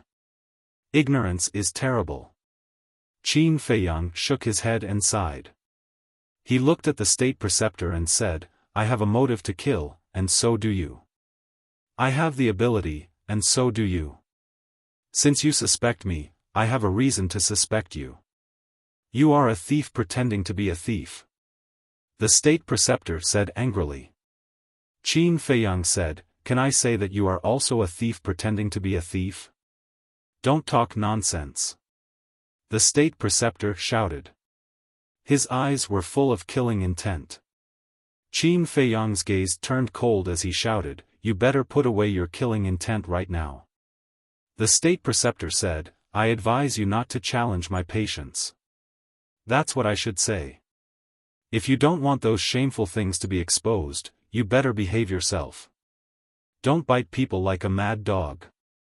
Qin Feiyang said. You, the state preceptor was furious. What about me? Qin Feiyang looked at him provocatively. You win. The state preceptor said coldly. He turned to the chief eunuch and asked, where is the imperial seal? The imperial seal? The chief eunuch was stunned. He looked at the desk next to him. On the desk, there were pens, ink, paper, and a stack of memorials. On one side, there was a square jade box. It was the size of two adults' palms. It was carved with dragons and phoenixes. It was very delicate. This was the desk where the emperor usually read memorials. The head eunuch quickly walked to the desk and reached out to grab the jade box. At this moment, the state preceptor and Qin Feiyang rushed to the jade box at the same time. However, the imperial preceptor's speed was still faster than the imperial preceptor and he managed to grab the jade box first. The sudden change of events caused the chief eunuch and the commander of the Qilin army to be at a loss for a moment. At the same time, seeing the jade box in the state preceptor's hand, Qin Feiyang's face darkened. He said, we don't know whether the emperor is dead or not. Are you so eager to get the imperial seal? What nonsense are you talking about? This imperial preceptor is protecting the imperial jade seal to prevent it from falling into the hands of those with ill intentions. The imperial tutor sneered. Are you talking about yourself? Qin Feiyang took the opportunity to step forward and grab the jade box. What are you doing? The imperial advisor said angrily. The two of them each grabbed onto one side and refused to let go. Qin Feiyang said, other than my Qin clan, I will not allow the imperial jade seal to fall into the hands of anyone else, especially you. Then we'll have to rely on our own abilities. The imperial preceptor's eyes flashed with murderous intent. A surge of divine might suddenly emerged and pounced on Qin Feiyang. Puff! Qin Feiyang spat out a mouthful of blood and was forced to retreat. The Imperial Preceptor took the jade box as though it was a treasure. He took a few steps back and opened the jade box impatiently. Damn it! Qin Feiyang was furious. He was burning with anxiety. But the moment the Imperial Tutor opened the jade box, his entire body froze. What's the situation? Qin Feiyang was stunned. Shouldn't this old man be happy to have obtained the Imperial Jade Seal? He walked up suspiciously and looked at the jade box. His expression froze. Immediately after, he raised his head and laughed. His laughter was filled with sarcasm. The jade box was actually empty. The Imperial Jade Seal was not in it at all. How could this be? His Majesty has always placed the Imperial Jade Seal in here. How could it not be here? The head eunuch stepped forward to take a look. His expression changed. Could it have been taken away by the culprit? The commander of the Kirin army was shocked. Hearing this, Qin Feiyang and the Imperial Preceptor raised their heads at the same time and looked at each other. The Imperial Preceptor roared, "Hand over the Imperial Jade Seal immediately." Qin Feiyang said to himself, "You're the one who should hand over the Imperial Jade Seal." The Imperial Preceptor raised his eyebrows and stared at Qin Feiyang. He said to himself, "You really didn't kill His Majesty?" "Nonsense, if I killed him, would I fight with you for the Imperial Jade Seal?" Qin Feiyang snorted coldly. The Imperial Preceptor's heart sank. He said, "If it's not you, and it's not me, then who could it be?" Qin Feiyang also fell silent. All along, the Imperial Preceptor had been suspecting him, and he had also been suspecting the Imperial Preceptor. But from the Imperial Preceptor's current behavior, it seemed that it really had nothing to do with him. However, as the Imperial Preceptor said, besides the two of them, who else had this ability? Wait! He seemed to have overlooked someone. This person was Lu Xingchen. Lu Xingchen had this ability and the motive to kill. He was undoubtedly the most suspicious. Thinking of this, Qin Feiyang immediately opened a portal and walked in without looking back. "Where are you going?" the commander of the Kirin army quickly asked. "To find the real culprit," Qin Feiyang said. Before his voice died away, Qin Feiyang disappeared into the portal. The commander of the Kirin army looked at the Imperial Preceptor again. He was at a loss and asked, "Imperial Preceptor, what should we do now?" "Don't panic. I'll return to the temple immediately and send people from the law enforcement hall to search. Even if His Majesty is really killed, we must find his body. And you two are in charge of this. Remember, don't leak any information," the Imperial Preceptor said. "But how long can we hide such a big thing?" the chief eunuch said anxiously. "Hide it as long as we can. If anyone comes to ask, just say that His Majesty is ill and will not see anyone for the time being." After the Imperial Preceptor finished speaking, he opened a portal and left. "How could this happen?" "Your Majesty, nothing must happen to you," the chief eunuch exclaimed. The commander of the Kirin army also looked worried. Bright Heaven Palace. Qin Feiyang sat on the throne above, holding an image crystal in his hand, his face gloomy. He never expected that such a thing would happen suddenly. Buzz. After a while, Lu Xingchen's shadow appeared. Qin Feiyang said, "Tell me, do you have anything to do with the Emperor's death?" "What? The Emperor was killed?" Lu Xingchen was stunned and said in surprise. "Yes." Qin Feiyang nodded. Lu Xingchen looked at Qin Feiyang and saw that Qin Feiyang's face was gloomy. He didn't seem to be joking. "Wait, I'll come to you." After saying that, he turned off the image crystal. In less than 3 breaths, Lu Xingchen appeared in the hall. He looked at Qin Feiyang and said in a deep voice, "When did this happen?" why didn't I receive any news? Not long ago. Qin Feiyang responded and said, do you really not know, or are you playing dumb? If I did it, do you think I would deny it? Lu Xingchen said. Qin Feiyang raised his eyebrows. It seemed to make sense. With Lu Xingchen's character, if he dared to do it, he would definitely dare to admit it. Could it be the state preceptor? Lu Xingchen asked.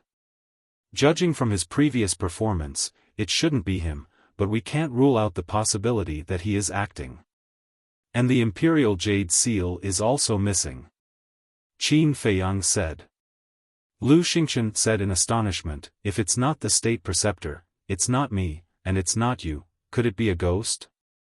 I'm not in the mood to joke now. Call Mu Qing out immediately and let him see with his all-seeing eyes. Qin Feiyang said. Lu Xingchen was puzzled and said, the Emperor's death should be a good thing for you, why are you so anxious? I'm anxious about the Imperial Jade Seal. Now that the Emperor is dead, if the state preceptor gets the Imperial Jade Seal, then he can rightfully inherit the throne. Qin Feiyang said in a deep voice. The reason why the state preceptor didn't make a move was that the Emperor was still alive, and the Imperial Jade Seal. Because without the Imperial Jade Seal, he couldn't be recognized by the world. Of course. The recognition of the world wasn't that important. Because with the state preceptor's means, he had 10,000 ways to deceive the world.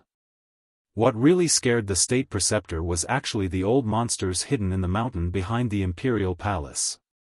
Those old monsters, including the fake gods who sealed themselves, and Elder Qin, were the guardians of the great Qin Empire. And since ancient times, the succession of the throne was personally drawn up by the previous emperor, announced to the world, and then held a succession ceremony. At the ceremony, the Imperial Jade Seal was personally handed to the successor. But now, the emperor was dead, and no one could draw up this edict. In this way, the old monsters behind the imperial palace only recognized the Imperial Jade Seal. So, now it was urgent to find the Imperial Jade Seal. Lu Xingchen was silent for a while and asked, who knows about this matter at present? Qin Feiyang said, me, you, the state preceptor, the commander of the Kirin army, the head of the eunuchs. Actually, I think you're a little worried. The state preceptor doesn't have the blood of the Qin clan in his body. Even if he finds the Imperial Jade Seal, the monsters behind the imperial palace won't agree to let him inherit the throne.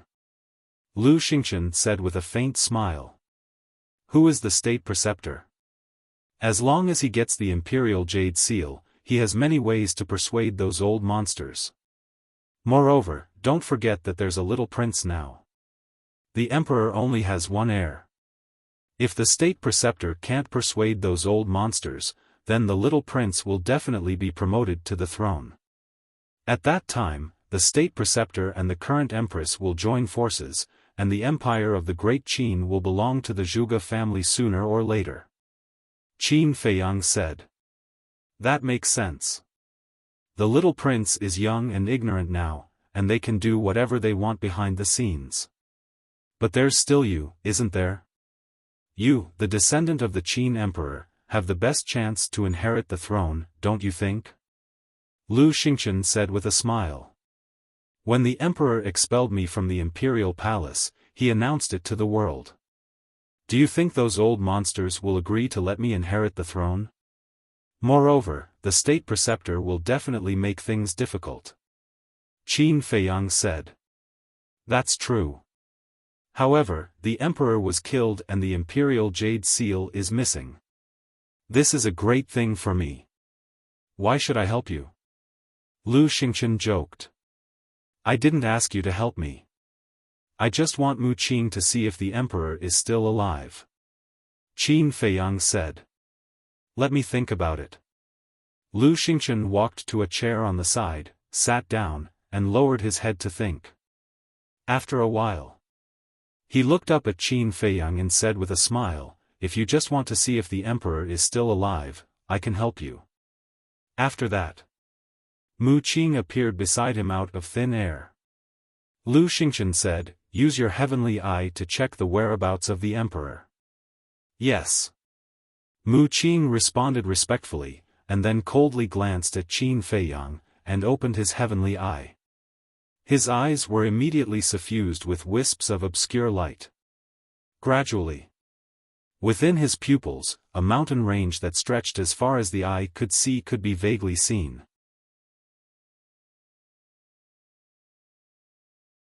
Chapter 1350. A moment later. The light in Mu Qing's eyes dissipated, but there was a flash of light in the depths of her eyes. She leaned close to Lu Xingchen's ear and muttered a few words. "What's going on?" Lu Xingchen suddenly stood up, his face full of surprise. "I don't know either." Mu Qing shook her head, also looking suspicious. "Did you find something?" Qin Feiyang looked at the two of them in surprise. Lu Xingchen turned to look at Qin Feiyang, but said nothing. He returned to his seat and lowered his head in silence, as if he was thinking about something. "Say it," Qin Feiyang said angrily. Mu Qing sneered and said, "You haven't changed at all. You ask for help with such an overbearing attitude. Are you qualified to speak here?"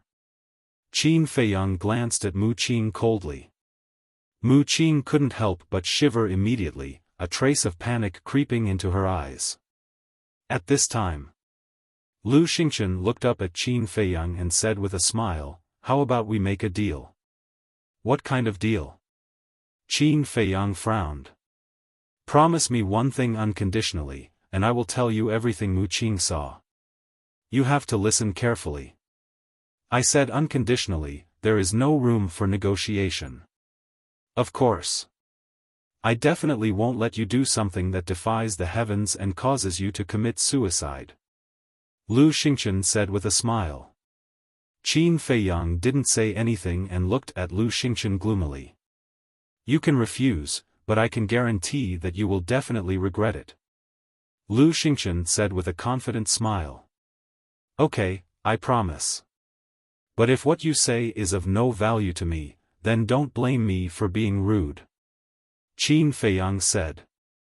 "Don't worry, you will be shocked." Lu Xingchen laughed and said, "The emperor is not dead." "What?" Qin Feiyang suddenly stood up and asked, "Where is he now?" "I don't know either. Just now, Mu Qing told me that the place where the emperor is now is filled with a mysterious power that prevents the all-seeing eye from prying." Lu Xingchen shook his head. "He's not dead," Qin Feiyang murmured and returned to his throne. Since he wasn't dead, why didn't he come back? Could it be that he was imprisoned somewhere? However, who had this ability? One had to know. Only a semi-divinity realm cultivator would be able to stop the prying eyes of the omniscient eye. False gods, in the entire Great Qin Empire, other than the imperial advisor, Elder Qin, and a few old monsters in the imperial palace, there were no other false gods. Qin Feiyang looked at Lu Xingchen and asked, "Approximate location?" Lu Xingchen glanced at Mu Qing and said, "Tell him." Mu Qing looked at Qin Feiyang and said, "I'm not sure about the approximate location, but I'm sure that he's not in the capital." "Not in the capital?" Qin Feiyang was slightly stunned and asked, "Is he in the Sea of Reincarnation?" "No." Mu Qing shook his head. "If he's not in the capital or the Sea of Reincarnation, is he in the 9 prefectures?" Qin Feiyang was surprised. But to go to the 9 prefectures, he had to go through the transmission altar of the Spirit Pagoda. If the murderer wanted to take the emperor to the 9 prefectures, it was impossible to do it quietly. Lu Xingchen said with a smile, "Mu Qing, I've told you what you saw. Don't forget your promise to me. What do you want me to do for you?" Qin Feiyang collected his thoughts and asked. "I can't tell you now. When the time comes, I'll tell you. If there's nothing else, I'll take my leave first." Lu Xingchen stood up and said. Qin Feiyang looked at him deeply and waved his hand. "See you." Lu Xingchen immediately opened a portal and walked in with Mu Qing. Qin Feiyang looked at the dissipating portal and leaned weakly on the chair, rubbing his head. What was going on? How could a dignified emperor be assassinated? This was the first time since the founding of the great Qin Empire. In a certain alchemy room, Lu Xingchen and Mu Qing appeared out of thin air. Lu Xingchen immediately turned around and looked at Mu Qing, asking, "Where is the emperor now?" "Spiritual state," Mu Qing said. "Senior Qin is in charge of the spiritual state. How did the person who kidnapped him get there? Could it be that this matter has something to do with Senior Qin? Or, is Senior Qin the culprit?" Lu Xingchen frowned. "I'm also puzzled. In short, I feel that the assassination of the emperor is somewhat confusing," Mu Qing said. "Let's not worry about that for now. The emperor has been kidnapped. For us, this is a once-in-a-lifetime opportunity." Lu Xingchen's eyes sparkled. "Master, what do you mean?" Mu Qing was suspicious. "Save the emperor before Qin Feiyang and the state preceptor and then control the emperor. In this way, the emperor will be our puppet, which will be of great help to our future plans," Lu Xingchen said. "Master, although this idea is good, there are two problems now." Mu Qing frowned. "What problem?" Lu Xingchen was suspicious. "First, although I saw the emperor in the spiritual state, I can't spy on his exact location. It's not easy to find him. Second, the person who kidnapped the emperor must have reached the level of a fake god or even stronger. If this is the case, then it will be difficult for us to snatch the emperor from him," Mu Qing said worriedly. "It doesn't matter if we can't snatch him.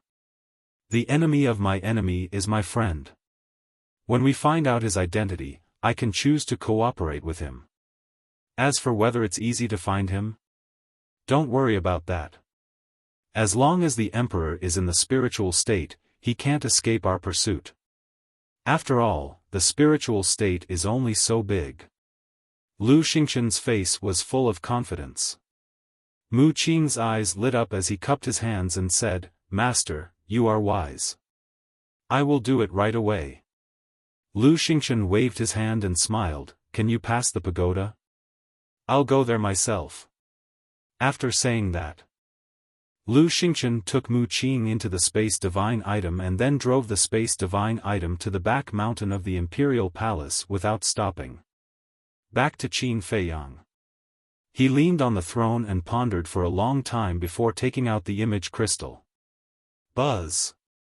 Soon, Yan Wei's shadow appeared. Qin Feiyang asked, "Is there any movement from the state preceptor's side?" Yan Wei said, "He has sent all the law enforcers of the inner court to find the emperor. Now, he is discussing countermeasures with the empress and Zhuge Wuho." "What countermeasures?" Qin Feiyang was suspicious.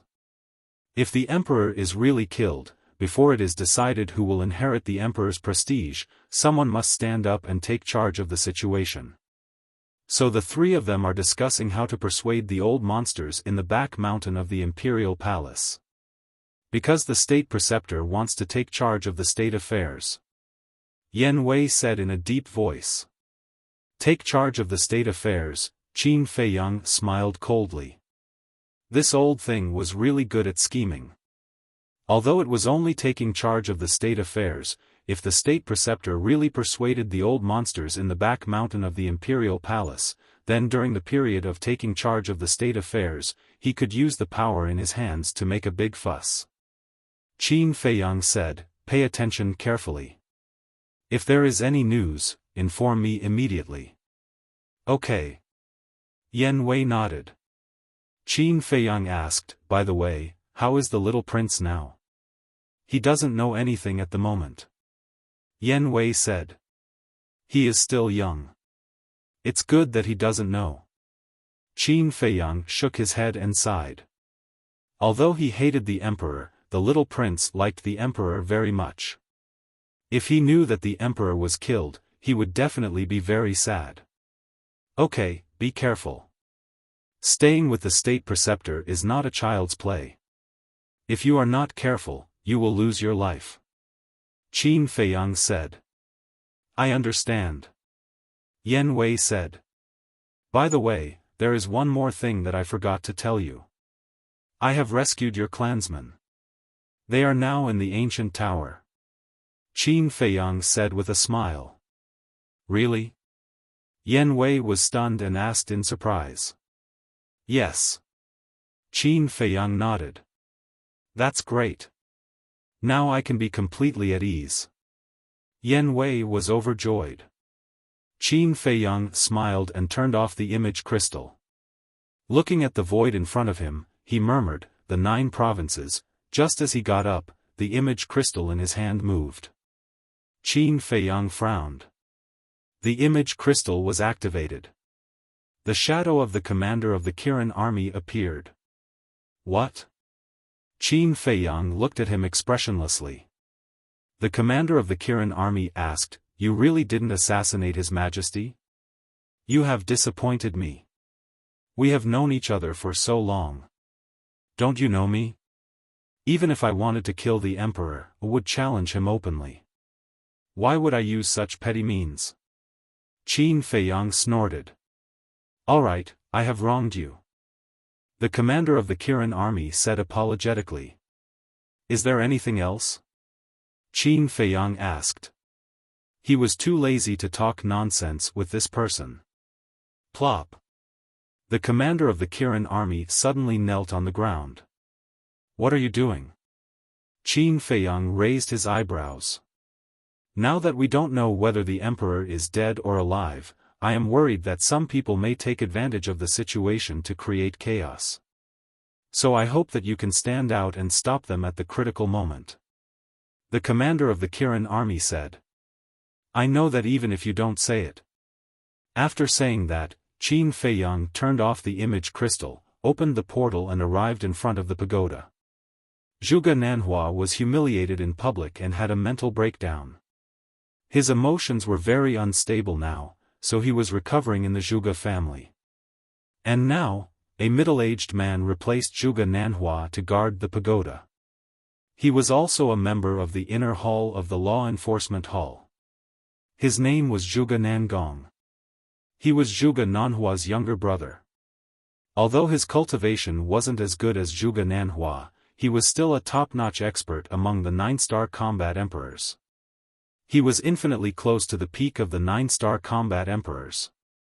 Qin Feiyang had seen him when he was young, but he didn't have a deep impression of him. When he sensed Qin Feiyang's aura, Zhuge Nangong suddenly opened his eyes. 2 rays of cold light shot out from his eyes. Get out of the way. Qin Feiyang looked at him coldly and said.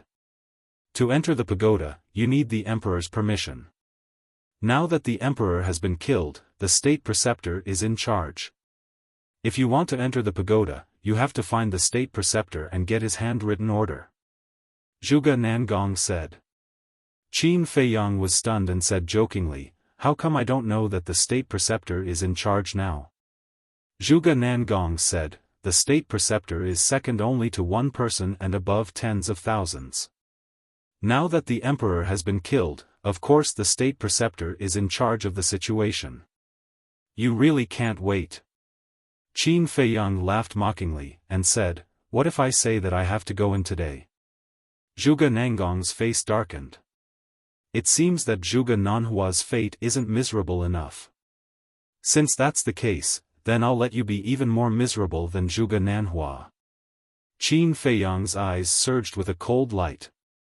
Seeing this, Zhuge Nangong immediately stood up and flew into the air. The arrogant aura from before had disappeared and his face was filled with fear. Trash. Qin Feiyang laughed disdainfully and walked to the front of the pagoda. He took out the Chang Shui and raised his blade. Flames flew everywhere and the pagoda door collapsed. Next, he put away the Chang Shui and entered the pagoda openly. However, Qin Feiyang and Zhuge Nanhua did not know that in the air, a speck of dust had also quietly swept into the pagoda.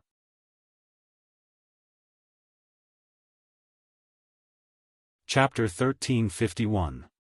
When Qin Feiyang entered the pagoda, Zhuge Nangong immediately sent a message to the state preceptor. When he learned that Qin Feiyang was going to the 9 prefectures, his expression changed.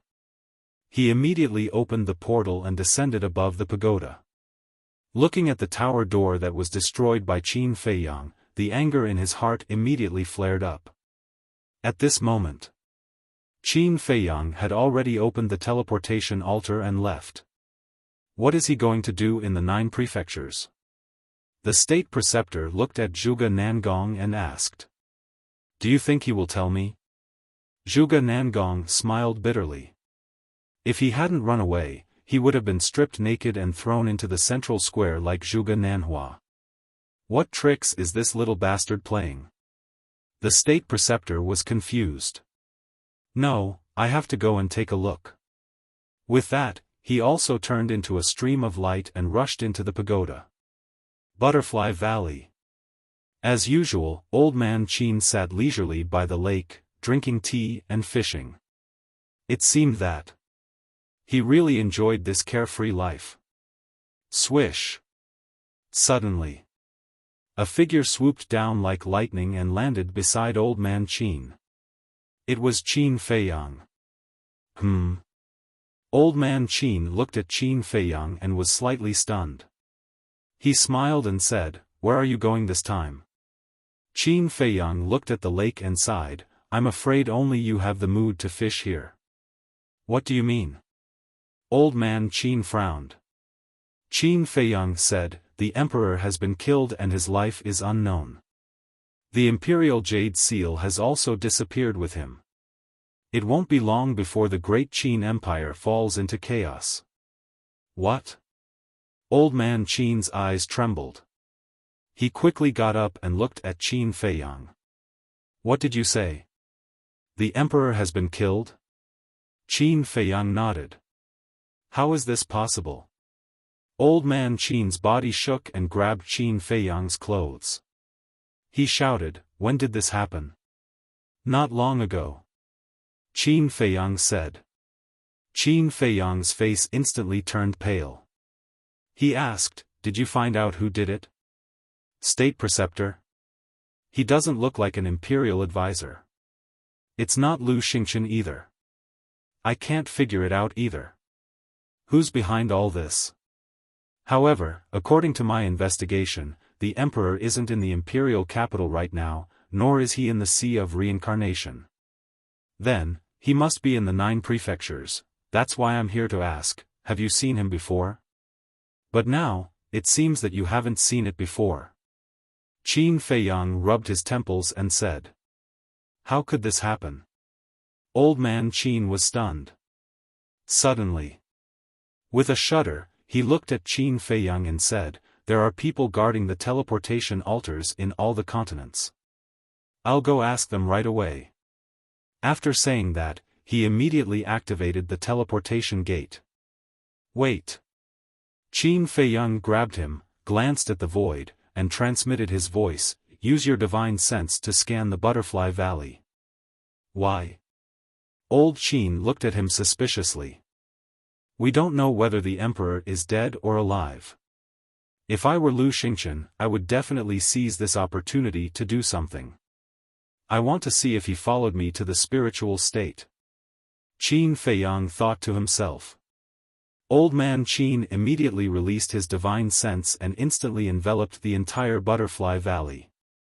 "There's a space divine item above." Immediately, Old Man Qin looked up at the sky, a cold light surging in his old eyes. "He's really here?" Qin Feiyang was stunned. Looking at the sky, a cold light flashed in his eyes. This guy is really not easy to deal with. Inside the space divine item, Lu Xingqian smiled helplessly, then drove the space divine item out of the valley at lightning speed. "He's going to escape. Should we keep him?" Old Man Qin looked at Qin Feiyang and asked. "Let him be." Qin Feiyang waved his hand. Lu Xingqian was no longer an ordinary person. With Old Man Qin's strength, he might not be able to keep him. So, instead of wasting time, it was better to go their own way. Hearsay. Old man Qin retracted his divine sense and said, I'll go to the major states to ask, wait for me here. Qin Feiyang nodded. Old man Qin did not delay any longer and turned to enter the portal. Looking at old man Qin's back, Qin Feiyang let out a long sigh. He sat by the lake, grabbed the fishing rod, and quietly fished. You came to the spiritual state to fish? Suddenly, the state preceptor's voice sounded behind Qin Feiyang. Can't I? Qin Feiyang did not turn around. Is it that simple? The state preceptor sneered, glanced at the Butterfly Valley, and asked, Where's old man Qin? He seems to have something to do, and went out. Qin Feiyang said, still not turning around. Seeing this, the state preceptor was angry in his heart and snorted coldly, It seems that your relationship with old man Qin is not ordinary. Is there? Qin Feiyang asked back. Nonsense, if your relationship is not good, then why didn't he capture you? You have to know that he was sent to guard the Butterfly Valley to deal with you. The state preceptor said coldly. That was before. Now, the emperor has withdrawn the arrest warrant, why would he still target me? Besides, even you can't deal with me, let alone him alone. Qin Feiyang said lightly. Arrogant little bastard. The state preceptor cursed in his heart and then didn't speak again. He didn't leave and stood silently by the side. Soon, old man Qin returned and saw that the state preceptor was also here. His face was filled with anger as he said, How did you take care of His Majesty? How could you let him be assassinated in the imperial palace? The state preceptor's face turned extremely ugly. How is it? Qin Feiyang asked secretly. I've asked. The teleportation altars of the major states have not been activated in the past 2 or 3 days. Old man Qin said secretly. Not activated? Qin Feiyang raised his eyebrows subtly. Didn't this mean that the person who kidnapped the emperor had never been to the 9 states? But why did Mu Qing say that the emperor was not in the capital? Was Mu Qing lying? But if Mu Qing was really lying, then why did Lu Xingchen follow him to the spiritual state? What was going on? Qin Feiyang's mind was completely confused. Little cousin, return to the capital immediately. Maybe I have a way to find the whereabouts of the emperor. Suddenly, Lu Zheng's voice sounded in Qin Feiyang's mind. Qin Feiyang was slightly stunned and hurriedly transmitted his voice, What way? It's a secret. Lu Zheng said mysteriously. Phew.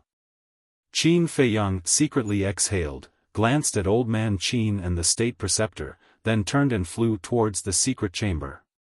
The state preceptor followed closely behind.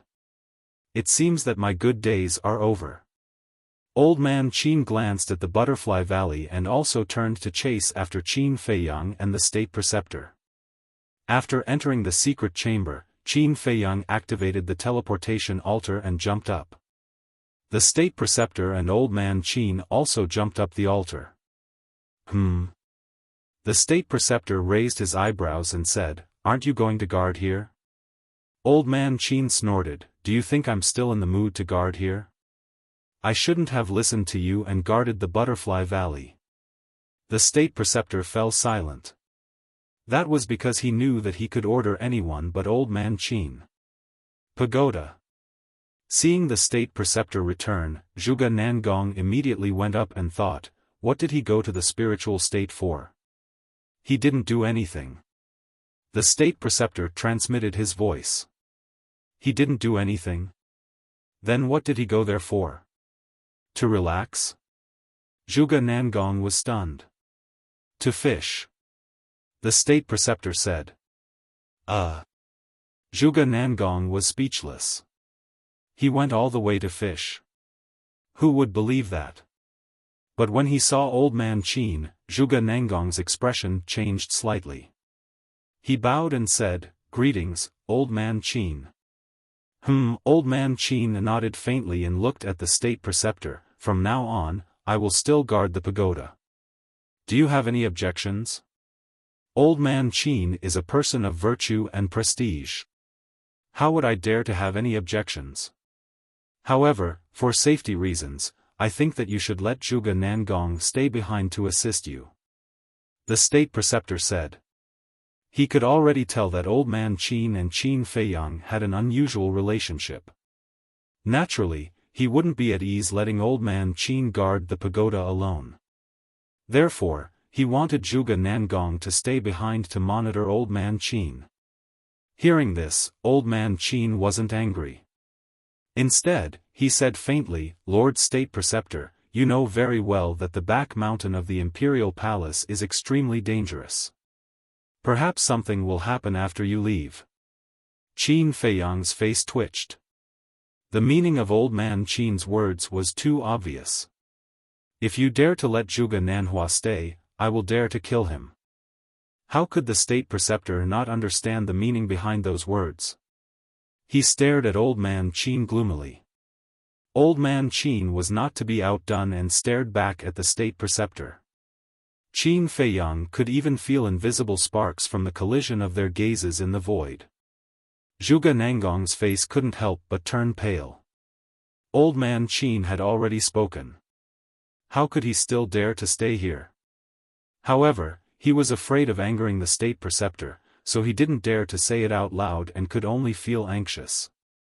All right, as you wish, I will let you guard the pagoda alone. Let's go. The state preceptor finally compromised. He turned around and strode outside. Zhuge Nangong heaved a sigh of relief and quickly followed. After the two of them left, Old Man Qin snorted from his nose and said, This old man is getting more and more presumptuous. If I don't suppress his arrogance, he will think that he is the owner of this imperial palace. Qin Feiyang sneered and said, Right now, he already thinks of himself as the owner of this imperial palace. That's because I wasn't around. Now that I'm back, he can't be so arrogant anymore. Old Man Qin snorted. That's right. With an old man like you holding down the fort, I feel much more confident. Qin Feiyang smiled and said. Old Man Qin raised his eyebrows and said angrily, Your biological father was plotted against and you can still smile? Do you still have a conscience? Qin Feiyang's face immediately turned cold and he said, Let's not talk about this. We are still partners. All right. It's my fault. I shouldn't have mentioned this. Old Man Qin quickly waved his hand and apologized. Qin Feiyang's expression softened a lot. Old Man Qin sighed and asked, Have you thought of the next step of the plan? No.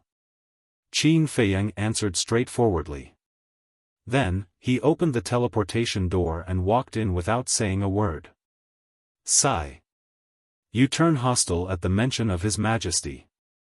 Do you really hate His Majesty that much? No matter what, you are still father and son. Moreover, His Majesty was killed this time and his life is unknown. He has received the appropriate punishment. Can't you let go of the hatred in your heart? Even if it's just a little bit.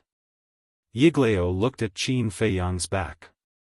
He seemed to be mumbling to himself, but also seemed to be talking to Qin Feiyang. His old face was full of disappointment. After Qin Feiyang disappeared, Old Man Qin retracted his gaze and looked at the broken tower door. He shook his head and smiled bitterly.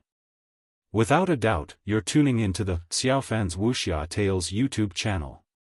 Don't forget to subscribe and join us on this journey to catch the most captivating stories.